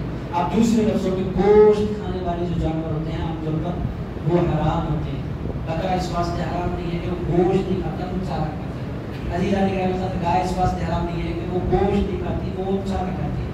اسی طرح اونٹ اس واسطے حرام نہیں ہے کہ وہ گوشت نہیں کھاتا، وہ چارہ کھاتا ہے۔ چیتا اس واسطے حرام ہے کہ وہ گوشت کھاتا ہے۔ شیر اس واسطے حرام ہے کہ وہ گوشت کھاتا ہے۔ گھوڑا کیا کھاتا ہے؟ گھوڑا بھی بیچارہ گوشت نہیں کھاتا، وہ بھی بالکل 100% ویج ہے۔ عزیزان گرامی اس کا قصہ یہ ہے وہ ویج ہے مگر اس کو کھایا کیوں نہیں جاتا؟ عزیزان گرامی بیسیکلی گھوڑا حلال تھا، بعد میں اس کو منع کیا گیا اس واسطے کہ وہ جہاد میں کام آتا ہے۔ جہاد میں سواری کے طور پر وہ کام آنے والا ہے کہ گھوڑے لوگ کاٹ کے کھاتے رہیں تو پھر جہاد میں جا کے لڑیں گے کیسے؟ تو حضور پاک علیہ الصلوۃ والسلام نے منع فرمایا۔ بیسیکلی وہ حرام نہیں ہے، حرام ہونے کی وجہ نہ اس کو روکنے کی وجہ یہ ہے معنی میں مکروہ ہے، حرام کے درجے میں نہیں ہے گھوڑا کھانا۔ گھوڑا نہیں کھایا جاتا عام طور پر، چونکہ طبیعت نہیں ہے ہماری تو اس کی طرف طبیعت مائل نہیں ہوتی، تاکہ آپ نے زندگی میں سوچا نہیں ہوگا کہ گھوڑا کاٹ کر میں کھا لوں۔ عزیزان گرامی چونکہ عادت نہیں ہے تو انسان سوچتا بھی نہیں ہے، اچانک آپ کو کیوں یاد آیا گھوڑا؟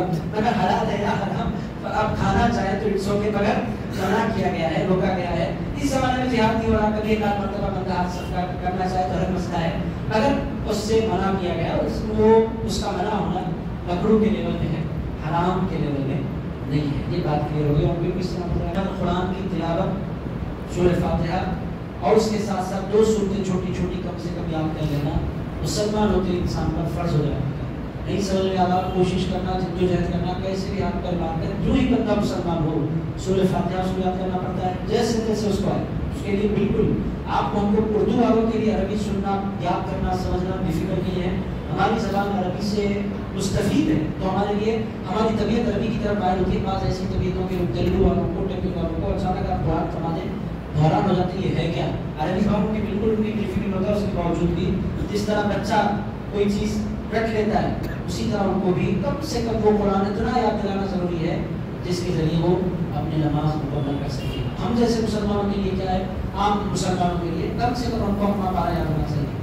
آپ جتنے حضرات یہاں تشریف فرمائیں، آپ جتنے بیٹھے ہیں ان تمام کو کم سے کم اپنا پارا ضرور یاد ہونا چاہیے، تبھی تو نماز میں مزہ آئے گا۔ نماز کا مزہ تلاوت سے، کوئی جتنا آتے ہیں وہی چھوٹا چھوٹا کب تک چلے گا۔ عزیزان گرامی ایسا نہیں ہونا چاہیے۔ دراصل قرآن میں بیٹھنے والے کوشش کریں، اور اپنا پارا ہارٹ کی 1 مہینہ لیتا ہے، ہارٹ بھی بہت زیادہ ٹائم آپ کو دونوں یاد کرنے میں بہت ٹائم لگا دے تو آپ 1 مہینہ، ورنہ 10-12 دن میں 15 دن میں انسان اگر ارادہ کر لے تو یاد ہو سکتا ہے۔ اپنا پارا یاد کرنے کا طریقہ کیا ہے؟ اگر آپ کے دل میں ارادہ پیدا ہونا ہے تو اسی دوستوں پہلا کام یہ کریں کہ کسی اچھے ساری کا انتظام کر کے، آج کل سیل فون نکلا ہوا، جاتے آتے جس صورت کو آپ یاد کرنا چاہتے ہیں لگا دیں۔ کار میں جا رہے ہیں تو کار میں لگا دیں، اگر آپ بائک پر جا رہے ہیں تو کار میں لگا دیں۔ یہ جاتے آتے 20 منٹ میں آیا، اولڈ سٹی سے یہاں پہنچنے کے لیے مجھے تقریباً 45 منٹ لگ جاتے ہیں۔ 45 منٹ میں اگر کوئی چھوٹی صورت لگا کر میں سننا کا ارادہ کروں تو کم سے کم 45 منٹ میں 100 مرتبہ 200 مرتبہ صورت میں سن سکتا ہوں۔ اس طرح سنتے جائیں، سنتے سنتے سنتے وہ الفاظ آپ کے کان پہ چڑھ جاتے ہیں، پھر زبان پر چڑھ جاتے ہیں، تھوڑا سن سے آپ یاد کر سکتے ہیں۔ تو یاد کرنے کے لیے کوشش کرنی چاہیے، آپ تمام کو یاد ہونا چاہیے، اپنا پارا کم سے کم آپ سے قرآن ہونا چاہیے تاکہ نمازوں کی لذت آپ کو میسر آ سکے۔ نماز کا مزہ قرآن سے، قرآن نہیں ہے تو پھر نماز میں کیا مزہ ہے؟ اصل جو اس کا مزہ ہے وہ تسبیح ہم تو بچپنے سے پڑھتے ہیں، اس کو دوہرانا نہیں ہوتا، وہ تو بس وہی ہے۔ اصل جو مزہ آتا ہے نماز میں وہ قرآن پڑھنے سے آتا ہے، قرآن سننے سے آتا ہے، قرآن کو دوہرانے سے آتا ہے۔ اصل جو قرآن مزہ ہے نماز کا، قرآن سے تو یاد کرنے کی کوشش کرنی چاہیے۔ کوئی اور کوشچن آپ کا موسیٰ علیہ السلام کے بعد کیسا عید غدیر یہ کوشچن آیا ہے؟ عزیزان گرامی، عام طور پر اہل سنت میں عید غدیر کا کوئی کانسیپٹ نہیں، ہمارے پاس عام طور پر سنی لوگوں میں عید غدیر نہیں منائی جاتی، مگر یہ کیا دن کوئی معمولی دن ہے؟ ایسا نہیں ہے، اس دن کی اپنی جگہ بڑی اہمیت ہے۔ اس دن کی اہمیت کیا ہے؟ حضرت مولا علی شیر خدا کا رحمۃ اللہ کریم پر اللہ تعالیٰ نے اسی دن انعام فرمایا تھا حضور کے ذریعے۔ وہ انعام کیا تھا؟ حضور پاک علیہ السلام نے غدیر کے دن، غدیر مقام ہے 18 ذوالحجہ کو حضور پاک علیہ السلام حج کر کے لوٹ رہے تھے، 1 لاکھ سے زائد صحابہ حضور کے ساتھ تھے، اور حضور لوٹ رہے تھے کہاں سے؟ مکہ معظمہ سے۔ کہاں سے لوٹ رہے تھے؟ مکہ معظمہ سے حج کر کے لوٹ رہے تھے۔ کہاں لوٹ رہے تھے؟ مدینہ شریف۔ کہاں لوٹ رہے تھے؟ مدینہ شریف۔ راستے میں مقام آیا، اس مقام کو غدیر خم کہتے ہیں، وہاں پر حضور پاک علیہ السلام نے قیام فرمایا اور ارشاد فرمایا صاحبان لگاؤ، پہاڑ پر صاحبان لگایا گیا، اونچے مقام پر حضور پاک علیہ السلام نے خطبہ ڈلیور کیا۔ حضور ظاہری طور پر دنیا سے تشریف لے جانے والے تھے، 3 مہینے باقی تھے، اور اتنی بڑی گیدرنگ وہ کبھی حضور کے ساتھ نہیں تھی۔ حضور کی زندگی کی سب سے بڑی گیدرنگ میں سے کوئی بڑی گیدرنگ تھی۔ حضور دنیا سے جانے لگے ہیں، 63 سال کے قریب حضور کی عمر، حضور کو اطلاع مل گئی تھی کہ حضور جانے والے ہیں۔ عزیزان گرامی، حضور تو حضور ہیں، حضور کے جو سچے غلام ہوتے ہیں نا، ان کو بھی اللہ سگنل دے دیتا ہے کہ وہ دنیا سے جانے لگے ہیں۔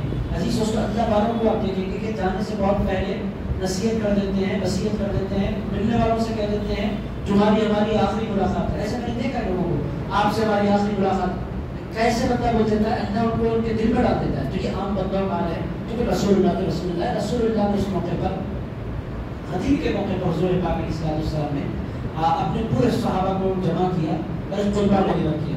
وہ ڈلیور خطبہ کس کی شان میں کیا؟ حضور نے وہ خطبہ اپنے خاندان کی شان میں ڈلیور کیا۔ میرا خاندان اور میرے خاندان کی برکت کیا ہے، اور میرے خاندان میں اللہ تعالیٰ نے کیسا فیض رکھا ہے۔ حضور پاک علیہ السلام نے اس موقع پر ارشاد فرمایا تھا، صحیح مسلم میں روایت ہے، اور اس کو مختلف صحابہ نے روایت کیا۔ یہ چونکہ 1 لاکھ صحابہ موجود تھے تو کثرت سے روایت آئی ہے، اور صحیح مسلم میں حضور نے ارشاد فرمایا، انی ترکت فیکم الثقلین، اے لوگوں میں دنیا سے جانے لگا ہوں مگر تمہیں بے سہارا چھوڑ کر نہیں جا رہا ہوں، تمہارے درمیان میں 2 بڑی دولتیں چھوڑ کر جا رہا ہوں، اور اگر تم ان کو تھام لو لن تضلوا، تم کبھی گمراہ نہیں ہو سکتے اگر تم ان دونوں کو تھام لو۔ وہ 2 چیزیں کیا ہیں؟ حضور نے فرمایا کتاب اللہ وعترتی، ایک میں تمہیں بے سہارا چھوڑ کر نہیں جا رہا ہوں، قیامت تک تمہاری ہدایت کے لیے میں اللہ کی کتاب چھوڑ کر جا رہا ہوں، کتاب اللہ یہ قیامت تک باقی رہے گی۔ اس کے بعد فرمایا وعترتی، اور دوسری چیز جو میں تمہارے درمیان چھوڑے جا رہا ہوں وہ ہے میرا خاندان۔ میرا خاندان بھی قیامت تک ختم ہونے والا نہیں ہے۔ اس خاندان کی حضور نے کتنے بڑے بڑے خاندان ہوتے ہیں، چلتے چلتے چلتے ختم ہوتے ہوتے ختم ہوتے ہیں، اگر حضور کا خاندان کربلا میں کاٹا گیا اور اس کے بعد سے مسلسل حضور کے خاندان سے دشمنی کی گئی، مٹانے کی کوششیں کی گئی، ہر زمانے میں مارا گیا، مگر خاندان رسول سادات کرام کبھی ختم نہیں ہوتے۔ حضور فرماتے ہیں ختم میرا خاندان نہیں ہوگا، میرے خاندان سے سب سے اخیر میں امام مہدی آئیں گے، اور پھر ان کے پیچھے حضرت عیسیٰ علیہ السلام نماز پڑھیں گے۔ عزیزان گرامی قدر، خاندان نبوت کا آغاز مولا علی سے ہوتا ہے، اور خاندان نبوت کا اختتام امام مہدی پر ہوتا ہے، اور یہ دونوں ہستیاں بڑی امپورٹنٹ ہیں۔ اور اس خاندان میں جو سب سے عظیم ہستی تھی خاندان رسول میں، ان پر اکرام کرنے کے لیے حضور نے وہ غدیر خم پر خطبہ ڈلیور کیا میرے خطبہ نے پورا خطبہ دیا، دینے کے بعد ارشاد فرمایا علی کہاں ہے؟ حضرت علی نے کہا حضور میں یہاں، ارشاد فرمایا علی اوپر آ جاؤ۔ حضرت علی دوڑتے ہوئے پہاڑ کی چٹان پر پہنچے۔ اب پہاڑ پر 2 ہستیاں تھیں، بقیہ سارا مجمع نیچے تھا۔ رسول پاک علیہ السلام نے مولا علی شیر خدا کا ہاتھ تھام کر آسمان کی طرف اٹھایا۔ اٹھانے کے بعد ارشاد فرمایا من كنت مولاه فعلي بن مولا، ارشاد فرمایا میں جس کسی کا مولا ہوں میرا علی بھی اس کا مولا ہے، میں جس کسی کا سردار ہوں میرا علی بھی اس کا سردار ہے۔ عزیزان گرامی، یہ جو دن تھا ایک معنی میں حضور نے اعلان فرمایا ادھر نبوت کا اختتام ہو رہا ہے، ولایت کا آغاز ہو رہا ہے۔ عزیزان گرامی، جو کام نبی کریں گے نبی کے جانشین بن کر وہی کام علی کریں گے، اور علی کے جانشین بن کر وہی کام ولی کریں گے۔ تو عزیزان گرامی، یہ دن بڑا امپورٹنٹ ہے، غدیر خم۔ اب عید کیوں نہیں مناتے جب دن اتنا امپورٹنٹ ہے؟ تو جو کہ اس سے بڑا ہے بس ہوا کیا، بعض روایتوں کے مطابق اسی دن حضرت عثمان غنی رضی اللہ تعالیٰ عنہ 25 سال 26 سال کے بعد اسی تاریخ کو حضرت عثمان غنی شہید ہو گئے۔ تو حضرت عثمان غنی کی شہادت کی وجہ سے مسلمانوں نے ہمیشہ ایک ہی دن میں غم بھی ہے خوشی بھی ہے، تو چونکہ اب دونوں اکٹھا ہو گئے ہیں تو عام طور پر سنیوں میں ٹرینڈ نہیں رہا کہ اس دن کوئی عید منائے۔ شیعہ حضرات حضرت عثمان غنی سے پیار نہیں کرتے، ان کو کوئی محبت نہیں، ہمیں بڑی محبت ہے عثمان غنی سے، ہم بہت محبت کرتے ہیں عثمان غنی کے، ہم ان کو اپنا آقا، اپنا مولا، اپنا سرکار قبول کرتے ہیں۔ حضرت ابوبکر صدیق، حضرت فاروق اعظم، حضرت عثمان غنی ان لوگوں کو لائٹ ہم کبھی نہیں لے سکتے. ہمارا خطبہ اس وقت تک مکمل نہیں ہوتا جب تک کہ ہم ان تینوں کا نام دھرے. عزیزان گرامی خبر اہل بیت کے ہم غلام ہیں مگر ہم حضرات خلفائے راشدین کے باقی نہیں ہیں. تو عام طور پر اسی لیے عید کے دن کے طور پر سیلیبریٹ نہیں کیا جاتا مگر اس دن کے امپورٹنس کا انکار یا مولا علی پر ہونے والے انعام کا انکار یا مولا علی شیر خدا کی ولایت کا انکار کر دینا یہ بھی نرے جہالت. انعام ہوا ہے تو ہوا ہے. حضور پر میراث ہوئی جب بھی وہ دن آتا ہے ایک مرتبہ میراث ہوئی ہر سال وہ دن ہم یاد کرتے ہیں. اسی طرح مولا علی کی زندگی کی میراث کیا تھی؟ یہی دن تھا جس دن حضور نے ان کا ہاتھ آسمان کی طرف اٹھایا اور ارشاد فرمایا علی ولی کل مومن. ارشاد فرمایا میرا علی ہر مومن کا ولی ہے. ارشاد فرمایا اللهم والی من والہ وعادی من عادہ. عرض کیا مولا جو میرے علی سے پیار کرے تو اس سے پیار کرنے لگ جانا اور اے اللہ جو میرے علی سے دشمنی کرے تو بھی اس کا دشمن ہو جانا. عزیزان گرامی قدر آپ اپنے دلوں کو ٹٹولیں کہ ہمیں کتنی مولا علی سے محبت ہے. یہ ہے غدیر پر کرنے کا کام.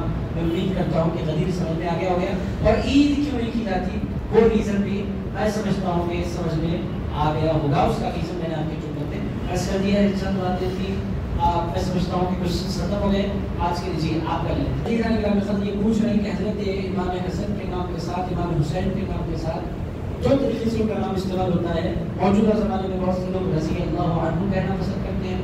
اگر پچھلے زمانوں میں ہمارے جتنے اسلاف تھے ان لوگوں نے ان کو علیہ السلام کہا ہے. علیہ السلام کہا جا سکتا ہے امام حسین کے نام کے ساتھ, حضرت علی علیہ السلام مولا علی کے نام کے ساتھ یا بی بی فاطمہ کے نام کے ساتھ علیہ السلام بولا جا سکتا ہے یا نہیں بولا جا سکتا. بولا جاتا ہے تو کیوں بولا جاتا ہے, نہیں بولا جاتا نہیں بولا جانا چاہیے تو کیوں نہیں بولا جانا چاہیے, یہ ان کا کوشچن ہے. عزیزان گرامی علیہ السلام اہل بیت کے ناموں کے ساتھ استعمال کرنے کا جو طریقہ ہے یہ نیا طریقہ نہیں ہے. سارے صحابہ جتنے صحابہ گزرے وہ لوگ جب حضرت علی کا نام لیتے تھے, بی بی فاطمہ کا نام لیتے تھے, امام حسن کا نام لیتے تھے, امام حسین کا نام لیتے تھے تو ان کا طریقہ علیہ السلام کہنے کا تھا. اس کے بعد تابعین کے دور میں جب تابعین کے دور میں آپ اگر آپ بخاری اٹھائیں ادھر ادھر نہیں جائیں, صحیح بخاری آج بھی آپ اٹھا کر دیکھیں تو صحیح بخاری میں 20 مرتبہ سے زیادہ مقامات پر اہل بیت کے ناموں کے ساتھ علیہ السلام لکھا ہوا ہے. عزیزان گرامی قدر میں چھوڑ بھی جاتا ہوں. ہمارے ماضی قریب میں عبداللہ شاہ صاحب بہت سے نقل رحمۃ اللہ تعالیٰ گزرے, بڑے بزرگ گزرے حیدرآباد میں. آپ میں سے بہت سے لوگوں سے واقف ہیں. محدث نقل کہتا ہوں. حضرت محدث نقل رحمۃ اللہ تعالیٰ علیہ کی کتاب ہے, اس کتاب کا نام ہے شہادت نامہ. شہادت نامہ حضرت محدث نقل رحمۃ اللہ تعالیٰ علیہ کا بھی طریقہ یہ تھا کہ جب بھی اہل بیت کا نام آتا تو علیہ السلام کہہ دیا کرتے تھے. تو عزیز دوستوں پسندیدہ کیا ہے, اہل بیت کے ناموں کے ساتھ علیہ السلام کہنا ہی زیادہ پسندیدہ ہے. اگر اس زمانے میں میں آپ کو سمجھ دیتا ہوں, اس زمانے میں کچھ لوگ یہ کہتے ہیں کہ علیہ السلام تو پیغمبر ہوتے ہیں تو پیغمبر آپ پیغمبروں کے لیول پر پہنچا رہے ہیں. عزیزان گرامی ایسا نہیں. اس کا جواب کیا ہے؟ بی بی مریم کو علیہ السلام, آپ بی بی حوا کو علیہ السلام. عزیزان گرامی قدر علیہ السلام پیغمبروں کے لیے بھی استعمال ہوتا ہے اور پیغمبر کے گھر والوں کے لیے بھی استعمال ہوتا ہے. چونکہ یہ لوگ گھر والے ہیں تو استعمال کیا جا سکتا ہے. اگر کوئی جھگڑ رہا ہے تو اس سے جھگڑنا نہیں چاہیے. اتنی چھوٹی چھوٹی باتوں پر میں نے جگہ دیکھا ادھر ایک بندہ مجھ سے بیٹھا ہوا میں رضی اللہ عنہ بولوں گا اور جو علیہ السلام بولے گا اسلام سے نکل جائے گا. بھائی اسلام کا دائرہ اتنا محدود نہیں ہے. نہ رضی اللہ عنہ بولنے والا برا ہے نہ علیہ السلام بولنے والا برا ہے. جس کو زیادہ محبت ہوتی ہے ویسے علیہ السلام بولتا ہے. اتنا قلبی تعلق نہیں ہے رضی اللہ عنہ. یہ محبت پر ہے, تعلق پر ہے, عقیدت پر ہے اور اسلام میں بالکل اس کی اجازت ہے. چونکہ حضرت امام بخاری سے بڑا ثبوت کوئی نہیں ہو سکتا. ایک امام بخاری نہیں, مولانا جلال الدین رومی کو دیکھیں, شیخ سعدی کو دیکھیں, آپ جتنے ہمارے اسلاف گزرے ہیں پوری کتابیں اب جو کمپیوٹر سے آ رہی نئی کتابیں کمپیوٹرائز جو ہو گئی ہیں اس میں علیہ السلام نکال کر رضی اللہ عنہ لکھا جا رہا ہے.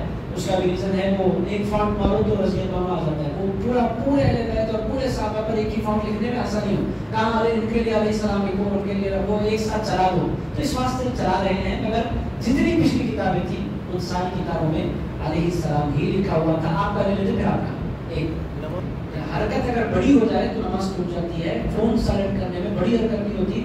جیب میں ہاتھ ڈالیں آسانی سے آپ اس کو دبائیں, ایک بٹن ہوتا ہے دب جائے تو پھر چھوٹی حرکت سے نماز متاثر نہیں ہوتی. تو بالکل نماز کے درمیان سائلنٹ کرنا چاہیے یا نہیں, سائلنٹ کر لینا چاہیے. اگر آپ سائلنٹ نہیں کریں گے تو پوری مسجد کی نماز آپ کے فون کی وجہ سے ڈسٹرب ہو جائے گی. تو بہتر یہ ہے کہ فون کو سائلنٹ کر لیں, مگر پورا نکال کر دیکھ کر وہ ایسے کام نہیں کرنا ہے، آپ کی توجہ جس سے ہٹے، خاموشی کے ساتھ اندر اندر کام پہچاننے کا ہوتا ہے۔ عزیزان گرامی، آپ نکال کر دیکھ کر ایسے کام کریں گے تو پھر یقینی طور پر فتنہ ہوگا اور گڑبڑ ہوگی۔ تو یہ بے ادبی ہے نماز کی بھی، اور نماز فاسد ہونے کے بعد بڑا سب بن جاتا ہے۔ خاموشی کے ساتھ اس میں بٹن ہوتا ہے، فون میں ہوتا ہے، اس کو پکڑے آپ دبا دیں، تھوڑا آگے پیچھے ہو جاتا ہے، کبھی ہاتھ صحیح جگہ پر نہیں رکھتا، مگر ہاتھ پر مارے تو رستہ بن جاتا ہے۔ خاموشی کے ساتھ اس کو سائلنٹ کر لینا ہی زیادہ بہتر ہے۔ جی کوشچن آیا ہے، عام طور پر عید کے دن عید کی نماز ہوتی ہے، اشراق کی نماز نہیں ہوتی، مگر اشراق کی نماز کا وقت ہی عید کی نماز کا وقت ہے۔ اگر ہمارے یہاں عید کی نماز دیر سے پڑھتے ہیں تو کیا اشراق پڑھ سکتے ہیں؟ یہ مسئلہ میرے لیے بالکل نیا ہے، میں سوچ بھی نہیں سکا تھا آج تک۔ عزیزان گرامی، کسی لیے کہتے ہیں کہ کوشچن آنے چاہیے، اس سے وہ باتیں بنتی ہیں نکلتی ہیں جو عام طور پر بندے کے ذہن میں نہیں آتی۔ عام طور پر فجر کے بعد سارے لوگ عید کی تیاریوں میں لگ جاتے ہیں۔ حضور کی سنت کی طرف دیکھنا ہوگا، حضور تو عید کی نماز کے فوری بعد فجر کی نماز کے فوری بعد عید کی نماز پڑھا کرتے تھے، یہ روایتوں میں ملتا ہے۔ اور مدینہ منورہ میں آج بھی یہ طریقہ ہے کہ وہاں لوگ ایسا نہیں کرتے جس طرح ہمارے پاس کرتے ہیں، فجر پڑھ کے گھر کو جا کر پانی لا کر، ایسا نہیں آتے۔ لوگ فجر سے پہلے تیاری کر کے مسجد آ جاتے ہیں، مسجد میں آنے کے بعد فجر پڑھتے ہیں، پھر تکبیرات پڑھی جاتی ہیں، پھر فجر پڑھی عید کی نماز پڑھی جاتی ہے۔ تو میں نہیں سمجھتا کہ حضور نے اشراق کی نماز عید کے دن پڑھی ہو، میں نہیں سمجھتا، مگر مطالعہ ضروری ہے، چیک کرنا ضروری ہے۔ میں انشاءاللہ اس پر غور کرتا ہوں، کوئی حدیث مل جاتی ہے، کوئی ثبوت مل جاتا ہے تو ضرور جی۔ یہ ایک حدیث ملتی ہے کہ رسول اللہ نے فرمایا سونے سے پہلے قرآن ختم کر کے سویا کرو۔ صحابہ نے سے حضور کیسے قرآن ختم ہو سکتا ہے روزانہ سونے سے پہلے؟ تو حضور نے کچھ پڑھنے کے لیے کہا، اور ان لوگوں نے جیسا کہ قرآن مجید میں خود ہے، حدیث میں ہے کہ جو بندہ 3 مرتبہ قل اللہ پڑھ لیتا ہے وہ ایک قرآن کا ثواب سے ہوتا ہے، اگر اس کو پوری تلاوت نہیں ہوتی، اس کو ثواب بھی برابر ہوتا ہے، تلاوت کو برابر نہیں ہوتا، ثواب مل جاتا ہے 3 مرتبہ قل اللہ پڑھنے والے کا۔ ان کا کہنا یہ ہے کہ حضور کے زمانے میں لوگوں نے ایک قرآن ختم نہیں کیا تو غریب نماز کیسے ختم کر سکتے ہیں؟ عزیزان گرامی، یہ ہماری غلط فہمی ہے۔ حضرت عثمان بن عفان کے اگر آپ حالات اٹھا کر دیکھیں، حضرت عثمان بن عفان کے حالات میں آیا ہے کہ وہ روزانہ قرآن ختم کر دیا کرتے تھے۔ حضرت عثمان بن عفان رضی اللہ تعالیٰ عنہ روزانہ قرآن ختم کرتے تھے۔ اس کے علاوہ اس طرح کی بہت سی روایت ملتی ہے۔ امام اعظم ابو حنیفہ کے عمل میں آیا ہے، رمضان آتا تھا تو رمضان میں 62 قرآن ختم کرتے تھے، 62 مرتبہ۔ لوگوں نے پوچھا کیسے ختم کرتے ہیں؟ ارشاد فرمایا دن میں ختم کرتا ہوں، رات میں ختم کرتا ہوں، پھر اس کے علاوہ 61 مرتبہ۔ پھر فرمایا لوگوں نے کہا دن میں ایک رات میں ایک تو بھی 60 ہوگی، 61 کیسے ہوتے ہیں آپ کے 61؟ ارشاد فرمایا یہ دن کا ایک ہے، رات کا ایک ہے، پھر پورے مہینے میں تراویح میں قرآن ختم ہوتا ہے۔ اس طرح میں 61 قرآن ختم ہوتے ہیں۔ تو ہر زمانے میں حضرت غوث الاعظم دستگیر کے بعد پاور اٹھائیں، روزانہ بڑے بھی فرماتے ہیں 15 سال میری زندگی کیسے گزرے کہ میں روزانہ ایک قرآن ختم کر لیا کرتا ہوں۔ یہ کیسے پاسبل ہے؟ ان کا بڑا ویلڈ کوشچن ہے، کوشچن اٹھنا چاہیے۔ کیسے پاسبل ہے کہ اتنی بڑی کتاب کوئی بندہ ایک رات میں ختم کر لے؟ کیسے پاسبل ہے؟ عزیزان گرامی، نارمل اسپیڈ سے اگر بندہ قرآن پڑھے بغیر بات کریں گے تو 8 گھنٹے میں اس کا قرآن ختم ہو جاتا ہے۔ اور جن بندوں کی بات کر رہا ہوں، اللہ تعالیٰ نے ان بندوں کی زندگی میں اوقات میں برکت عطا فرمائی ہے۔ حضرت علی شیخ خدا فرماتے ہیں اللہ نے میرے وقت میں اتنی برکت دی ہے کہ میں گھوڑے کے ایک نال پر پیر رکھتا ہوں، دوسرا پیر رکھنے سے پہلے مکمل قرآن پڑھ لیا۔ عزیزان گرامی، اتنے مختصر سے وقت میں قرآن کو کیسے ختم کر سکتے ہیں؟ وہ سیکنڈوں میں اللہ تعالیٰ نے گھنٹوں کی برکت رکھی ہوتی ہے، اور ہمارے گھنٹوں میں بھی وہ برکت نہیں ہوتی۔ عزیز اس کو جو اللہ والے ہیں، حضرت امام بخاری کے طرف جایا، حضرت امام بخاری نے تقریباً 7.5 حدیثیں لکھی ہیں، حیرت زدہ ہوئی۔ حضرت امام بخاری فرماتے ہیں جب بھی مجھے حدیث لکھنا ہوتا ہے میں مرتبہ غسل کرتا ہوں، صاف کپڑے پہنتا ہوں، عطر لگاتا ہوں، ہر حدیث کو لکھنے کے لیے پھر یہاں بیٹھ کر نہیں لکھتا ہے۔ فرماتے ہیں ہر حدیث کو لکھنے کے لیے مسجد نبوی میں حضور کے روضے کے پاس جا کر بیٹھتا ہوں، چونکہ حضور کی حدیث لکھنی ہے، یعنی 7,500 مرتبہ انہوں نے غسل کیا، 7,500 مرتبہ کپڑے کو اہتمام کیا، عطر لگایا، 7,500 مرتبہ حضور کے روضے پر گئے۔ کیسے ہو گیا؟ امام بخاری بولیں گے بھائی تمہارے اوقات کے حساب سے ہمارے اوقات کو مت دیکھا کرو۔ جب بندہ کام کرنے لگتا ہے تو اللہ تعالیٰ اس کے اوقات میں برکت عطا فرماتا ہے۔ حضرت خواجہ غریب نواز جو پڑھتے تھے یہ برکت کی وجہ سے، ورنہ عام بندے کی طرف اگر آپ جائیں، جیسا کہ انہوں نے کہا ہم جیسے گناہگار بندے ایک آدھ دن پڑھ لیے تو دوسرے دن پورا دن سونے میں گزار دیتے ہیں، 10 بارے پڑھ لیے تو دوسرے دن ظہر تک اٹھنے کو جی نہیں جاتا، بھائی 10 بارے پڑھے پوری رات ٹھہر گئے، ظہر تک نہ مت پوچھو، فون سوئچ آف کرنا۔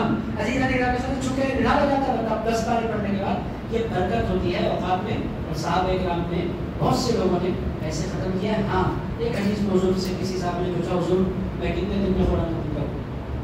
مہینے میں؟ اس کے حضور زیادہ پڑھ سکتا ہوں، 7 دن میں حضور زیادہ پڑھ سکتا ہوں، فرمایا 3 دن میں حضور اس سے زیادہ پڑھ سکتا ہوں، فرمایا نہیں 3 دن میں ختم کرو، چونکہ تمہیں غور کر کے قرآن ختم کرنا ہے۔ یعنی اگر آپ قرآن سمجھ کر پڑھنا چاہتے ہیں تو 3 دن بہتر ہے کہ حضور پاک علیہ السلام نے بیان فرمایا 3 دن سے جلدی ختم نہیں کرنا چاہیے، سمجھ کر پڑھنا چاہیے، برکت کے لیے اور حصول سعادت کے لیے، عبادت کے لیے آپ پڑھنا چاہیں تو پھر اس کی گنجائش ہے. جیسا کہ امام اعظم دیکھیے، چونکہ امام اعظم میں آپ کو بولوں ایک ہم ہے امام اعظم، ہم جس دور میں ہیں یہ 1500 سال کا بعد کا دور. حضرت امام اعظم کون ہے؟ ہم سے زیادہ دین کو اس بات سے سمجھ سکتے ہیں کہ انہوں نے 17 صحابہ کو سر کی آنکھوں سے دیکھا. علی رضی اللہ عنہ ان کے علم پر ہم ڈاؤٹ نہیں کر سکتے. 17 صحابہ کو انہوں نے سر کی آنکھوں سے دیکھا ہے، زبانی میں انہوں نے باضابطہ ملاقات کی ہے، ان سے پڑھا ہے. تو پھر حضرت امام اعظم نے ایک کام کیا ہے کہ پھر یقینی طور پر ان کے پاس کوئی نہ کوئی دلیل ہوگی، تو وہ حدیث ان کے پیش نظر ہوگی کہ 3 دن میں قرآن کرنا چاہیے. اور یہ عمل بھی صحابہ کا ان کے سامنے ہوگا کہ کچھ صحابہ نے ایک دن میں جو قرآن مکمل کی ہے. تو یہ امپاسبل نہیں ہے. اگر بندہ ارادہ کرے تو پھر اللہ تعالیٰ برکت بھی عطا فرماتا ہے اور پاسبل ہے. آپ کی کوششوں میں یہاں سے پوچھا رہا تھا ادھر ساتھ کیا جادوگر گئے تھے؟ نہیں، موسیٰ علیہ السلام تو تنہا گئے تھے دور پر. جادوگری کا بتاؤ دور تھا، تو جادوگری کا چونکہ دور تھا تو جادوگر تو ادھر بھی ہوتے ہیں، جنگلوں میں بھی ہوتے ہیں، بیابان میں بھی ہوتے ہیں. دور تک جادوگر نہیں گیا تھا، وہ راستے میں گیا تھا تاکہ کچھ مل سکے. سامری کیوں گیا؟ ان کو ڈاؤٹ آ رہا ہے سامری موسیٰ علیہ السلام تک کیوں پہنچا؟ ساتھ میں گیا تھا موسیٰ علیہ السلام تک وہ پہنچا. راستے میں اس نے جادوگر جو ہوتے ہیں کچھ کرتب مل جائے، پیغمبر ہیں تو کچھ نہ کچھ کنیکشن ہوگا، روحانیت کچھ مل جائے، کچھ میرے جادو میں مجھے فائدہ ملتا ہے. اس لیے کے ساتھ راستے میں جس راستے میں موسیٰ علیہ السلام جس پہاڑ پر گئے تھے راستے میں وہ بیٹھا ہوا تھا اور اس نے حضرت جبریل کو دیکھا. قرآن مجید میں اللہ تعالیٰ فرماتا ہے جادوگر نے ایک مٹھی خاک لے لی، پیغمبر یا رسول جبریل علیہ السلام کے گھوڑے کی خاک. تو اس سے دو باتیں پتہ چلی. ایک بات تو یہ کہ سامری نے جبریل علیہ السلام کو دیکھا، ان کے گھوڑے کو دیکھا اپنے جادو کے زور پر، اور اس کے ساتھ ساتھ اور پھر اس نے وہ خاک لی. تو کیا موسیٰ علیہ السلام تک وہ گیا تھا؟ نہیں گیا. اس کو پتا تھا کہ وہاں جاؤں گا تو جب تک معاف ہو جاؤں گا. اللہ کے خاص پیغمبر اللہ سے کلام کرنے کے لیے بیٹھے ہیں تو وہ کیسے جائے؟ وہاں تک نہیں گئے، راستے تک ہو گیا. اور آپ کو بالکل پڑھ سکتے ہیں، قرآن پڑھنے میں کوئی حرج نہیں. کلی کر لینا چاہیے کہ آپ باتھ روم جا کر آئیں. حالت کے لیے بہتر یہ ہے کہ وضو کے ساتھ رسول کے وضو کے ساتھ رہنے کی امت کو تاکید کرنے کی کوشش کرنی چاہیے کہ بندہ وضو سے رہے. چونکہ بندہ جو وضو سے رہتا ہے، بیبی عائشہ صدیقہ نے پوچھا تھا حضور لوگ میدان میں جا کر شہید ہوتے ہیں اور اتنی بڑی سعادت ملتی ہے مردوں کو، عورتوں کو تو یہ موقع ہی میسر نہیں آتا، ہمیں یہ سعادت کیسے ملے کہ اللہ کی بارگاہ میں ہم بھی شہید کرائی جائیں؟ عورتیں ہیں، ہم نہیں جا سکتے میدان میں. ارشاد فرمایا وضو سے رہا کرو، بستر پر بھی مرو، یہ تو اللہ شہادت کا ہوتا ہے.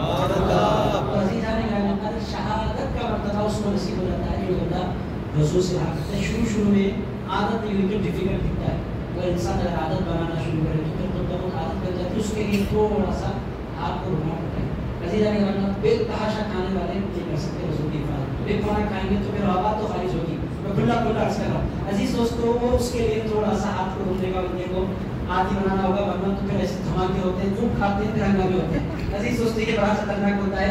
آپ باوضو رہنا چاہتے ہیں اور اپنی سوسائٹی کو پاکیزہ رکھنا چاہتے ہیں، اس کا طریقہ یہ ہے کہ انسان جتنا کھانا ہے کھائیں، ان لمیٹیڈ نہیں کھانا چاہیے. حضرت اس کی استعمال فرمایا لمیٹیڈ کھانا چاہیے. جو ان لمیٹیڈ ہے یہ بڑا خطرناک ہوتا ہے. ایسا بندہ وضو کو پوری رات کا مینٹین کرے گا، آدھے گھنٹے کی گارنٹی نہیں ہوتی.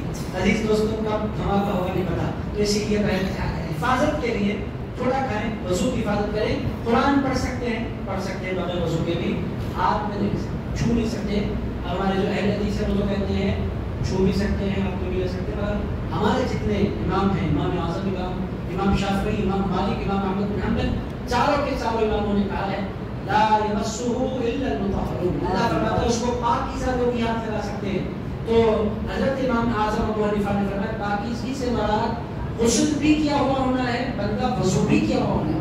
ہمارے امام نے فرمایا پہلے چیز جو ہمارے بھائیوں کو کہتے ہیں وضو کی ضرورت نہیں ہے، غسل کر لیے کافی. وہ لوگ کہتے ہیں غسل والا پاک ہے. ہمارے پاس غسل کے ساتھ ساتھ قرآن کو ہاتھ لگانے کے لیے وضو کا ہونا بھی ضروری ہے. تو اگر بغیر دیکھے کہ آپ پڑھنا چاہتے ہیں، حافظ قرآن ہے، آپ کو قرآن یاد ہے، بغیر ٹچ کرے کہ آپ پڑھنا چاہتے ہیں اٹس اوکے. سیل فون میں پڑھنا چاہتے ہیں تو بھی ہوگی، مگر کوشش کرنی چاہیے کہ پھر بھی ان الفاظ پر ہاتھ نہ لگے جو قرآن کے الفاظ ہیں. تو اس احتیاط کے ساتھ پڑھا جا سکتا ہے. اگر برکت دوڑنا ہے باوضو پڑھنے کی، اتنی بات ہوتا ہے. آپ وضو کے ساتھ پڑھیں گے تو جو نورانیت نصیب ہوگی وہ بغیر وضو کے نصیب نہیں ہو سکتی. تو کوشش کرنی چاہیے کہ آپ وضو کو سلامت رکھیں. حضرت بلال بن غوث صغیر نے اپنی زندگی کے 40 سال ایسے گزارے کہ عشاء کی وضو سے بلال بن نے فجر کی نماز پڑھی. سبحان اللہ. عشاء کے وضو سے 40 سال حضرت بلال بن نے فجر کی نماز پڑھی ہے. مطلب یہ ہے کہ وضو برقرار رہتا ہے. فجر پڑھنے کے بعد فجر پڑھ کر نہیں نکلتے ہو, فجر پڑھنے کے اشراق تک بیٹھتے ہیں, یعنی وہ رات کے 8 بجے سے صبح کے 6 ساڑھے 6 بجے تک وضو سلامت ہے.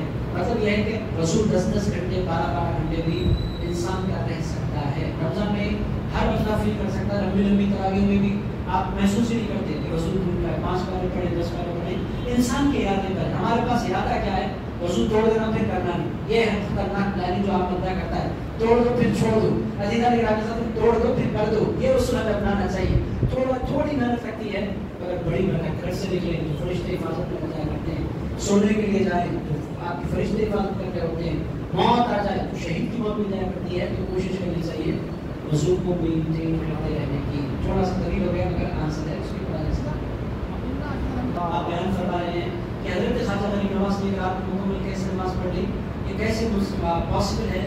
تو آپ اس کی مثال جواب میں عنایت فرما رہے ہیں کہ مواعظ السلام میں حضرت عبداللہ شاہ صاحب رحمۃ اللہ علیہ نے لکھا ہے کہ چوک کی مسجد ہے. آپ لوگوں نے دیکھا پاور سٹی میں چوک کی مسجد کے نام سے مسجد ہے.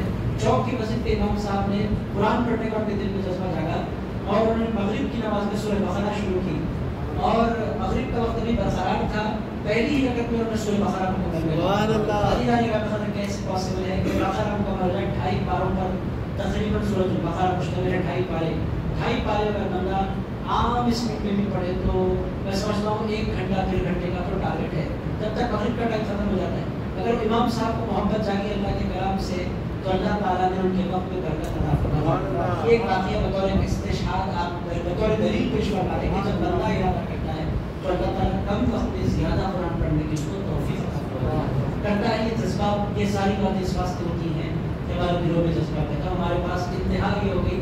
حیدرآباد میں آپ میں دیکھ رہا ہوں کہ دکان کے جو سیٹ ہوتے ہیں حافظ صاحب کو مقرر کر دیتے ہیں. حافظ صاحب آنا 1 بار پکڑ جاتے ہیں, 1 بار 100 روپئے, اچھے حافظ صاحب آتے ہیں 200 روپئے. عزیزان گرامی, آپ یہ قرآن پڑھنا کیا حافظ صاحب کے ذمہ, آپ کے ذمہ نہیں ہے؟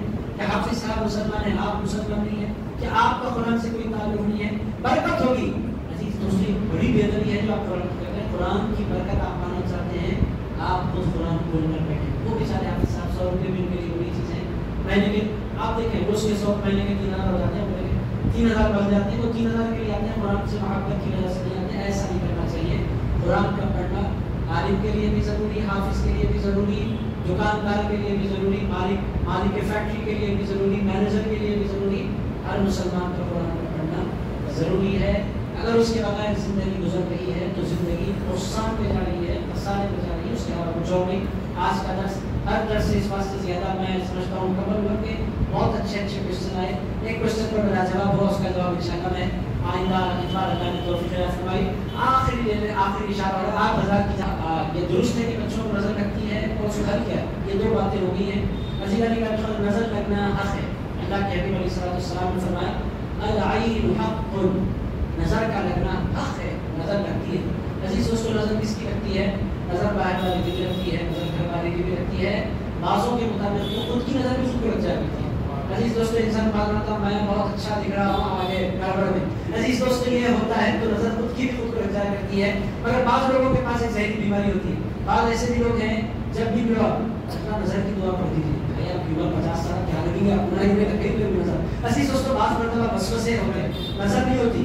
بعض لوگوں کے ذہن میں خدشات ہوتے ہیں, وہ نظر کا ایک آئیڈیا رہتا ہے کہ میں بہت دنیا کا خوبصورت ترین آدمی ہوں, میں جب بھی باہر نکلا میرے کو نظر لگ جاتی ہے. ایسا نہیں ہوتا. نظر عام طور پر جو لگتی ہے وہ بچوں کو لگتی ہے. بچے جو کہ بہت زیادہ خوبصورت ہوتے ہیں, بچے کسی کے بھی بچے بہت اٹریکٹڈ ہوتے ہیں, بہت خوبصورت ہوتے ہیں. بالخصوص وہ 1 سال 2 سال کے تک تو پوچھو ہی مت, قربان ہو جائے, اتنے خوبصورت ان کی باتیں, ان کی ادائیں, ان کے کام, ان کا چلنا ایسا ہوتا ہے کہ وہ خود بخود دیکھنے والے کی ان کو نظر لگ جایا کرتی ہے. تو نظر لگنا حق ہے, مگر صدمے میں نہیں رہنا, پریشانی میں نہیں رہنا. نظر حق ہے کہ تمہیں لگ جاتی ہے, ایسا نہیں سوچنا. عام طور پر جلدی نہیں لگتی نظر, کبھی کبھی وہ شیاطین کی بھی لگتی ہے نظر.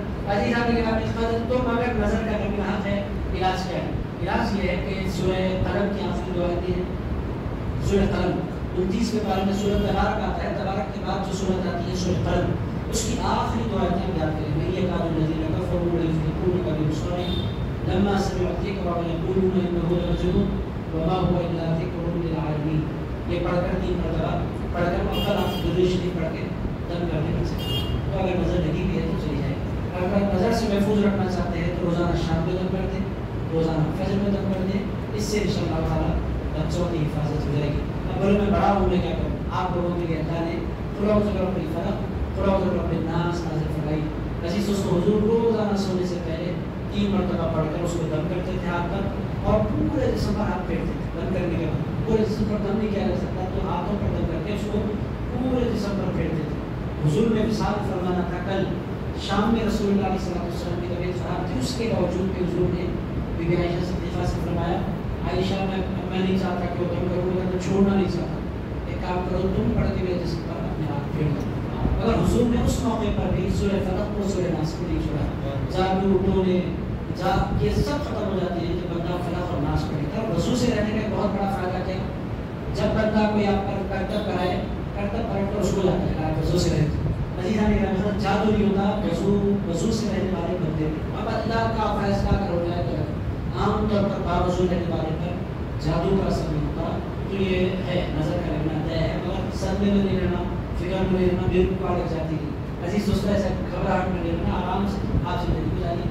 ایک آدھ مرتبہ لگ جائے تو بالکل اتارنے کے لیے الگ الگ انداز ہے, اس پر نہیں ملتا. وہ بڈھیوں کے طریقے بڈھی جانے, عزیزان گرامی, عجب عجب انداز سے نکالتے ہیں انڈے سے اور تاغا بن کر. وہ بچپن میں میرے ساتھ گزرا ہے. عزیز دوستو, کیا کیا بڈھیوں کے فرض وہ تھو تھو تھو وہ تھو بولتے ہیں. عزیز دوستو, بھلا میں سے اتارتے ہیں, اور عزیز انڈے سے اتارتے ہیں, اور وہ کپڑے جلا کر اتارتے ہیں. وہ بڈھی جانتے ہیں, اور وہ بڈھیوں بڈھی ہم اور ان تو کتابوں میں نہیں ہے, مگر اترتی ہے. یہ بات تو طے ہے, بڈھیوں کے کرتب سے بخار والا اچھا ہو کر بیٹھ جاتا ہے. عزیزان کا ایسا ہوتا ہے. وہ کیا ہے ان کے پاس, وہ کیا اللہ تعالیٰ نے ٹیکنیک دی ہے. میں نے پوچھا تھا بڈھی خاتون کو, بیٹا کرتے کیا ہیں, پڑھتے کیا ہیں, ہوتا کیا ہے, میری سمجھ میں نہیں آ رہا, یہ تمہاری سمجھ میں آ نہیں سکتا. ہمارا بتا بھائی آپ کا علم ہے, آپ سمجھیں. مگر اتنی بات ہے کہ بڈھیوں کے کاموں میں بھی اللہ نے کوئی نہ کوئی اثر تو رکھا ہوا ہے. اگر غلط کوئی نہیں پڑھتا تو پھر اس کو منع بھی نہیں کر سکتے, مگر جھگڑا کرنا تو بالکل درست نہیں ہے. بڈھیاں اتارتی ہیں, وہ کیا کیا ہوتا ہے, وہ کیسے ہوتا ہے, اللہ رسول عالم. اگر پڑھنے کی جو دعائیں ہیں, حضور پاک علیہ الصلوۃ والسلام آزاد پر پڑھ کے دم کیا کرتے تھے. حضرت عبداللہ بن عباس کے گلے میں رسول اللہ نے باضابطہ تعویذ ڈالی ہوئی تھی. یہ روایتوں میں ملتا ہے. تو نظر توڑنے کے یہ چند طریقے ہیں. آج کے کوشچنس ہو گیا, آج ہم 20 منٹ آگے نکل گئے. آئیے دعا کی طرف بڑھتے ہیں. ہمارے شہباز صاحب پریشان ہوئے, پھر کوئی کوشچن نہ آ جائے تو عزیزان گرامی, آئیے دعا کی طرف بڑھتے ہیں. آج کے مجلس پہلے اس کتاب کو پہنچ کے اللہ کی عزت کی بارگاہ میں دعا ہے, اے پاک پروردگار ہمارے جمع ہونے کو قبول فرما. اے اللہ, تیرے محبوب بندوں نے روزانہ قرآن پڑھانے والا, ہمیں بھی روزانہ ایک پارہ پڑھنے کی توفیق عطا فرما. اے اللہ, روزانہ قرآن مجید کھولنے والا بنا. اے اللہ, ہر اتوار کو پابندی کے ساتھ درس قرآن کی مجلس میں آنے کی ہمیں توفیق عطا فرما. اے اللہ, کو حاسدین کے حسد سے بچا, مفسدین کے شر سے بچا. اے اللہ, تمام کو نظر بس سے بچا. اے پروردگار, تمام کی حفاظت فرما. اے اللہ, تمام کی زندگی کو مقصد عطا فرما, مقصد کے لیے جدوجہد کی توفیق عطا فرما. اے پاک پروردگار, زندگی کے ہر مرحلے میں ہمیں تیری بارگاہ میں لوٹنے والا بنا, تجھ سے دعائیں کرنے والا بنا, تجھ سے دل لگانے والا بنا. اے اللہ, تیری بارگاہ میں بار بار ہاتھ پھیلانے کی توفیق عطا فرما. اے اللہ, دن میں 5 مرتبہ پوری محبت کے ساتھ ہمیں مسجد جانے کی توفیق عطا فرما. اے اللہ, جو بیمار ہیں ان کو شفا عطا فرما, جو بے روزگار ہیں روزی سے لگا, جو روزی سے لگے ان کی روزی میں برکت عطا فرما. اور اے اللہ, حضور کی زندگی کو ہمارے لیے بہترین نسخہ بنا, اور حضور کے نقش قدم پر چلنے کی توفیق عطا فرما. اے اللہ, رات میں جلد سونے والا بنا, صبح میں جلد جاگنے والا بنا, روزانہ قرآن پڑھنے والا بنا. اے پروردگار, تمام بیماریوں سے بچا, حادثوں سے بچا, اس کی تنگی سے بچا. اے پروردگار, تمام کو برکت والا, خیر والا رزق عطا فرما. صلی اللہ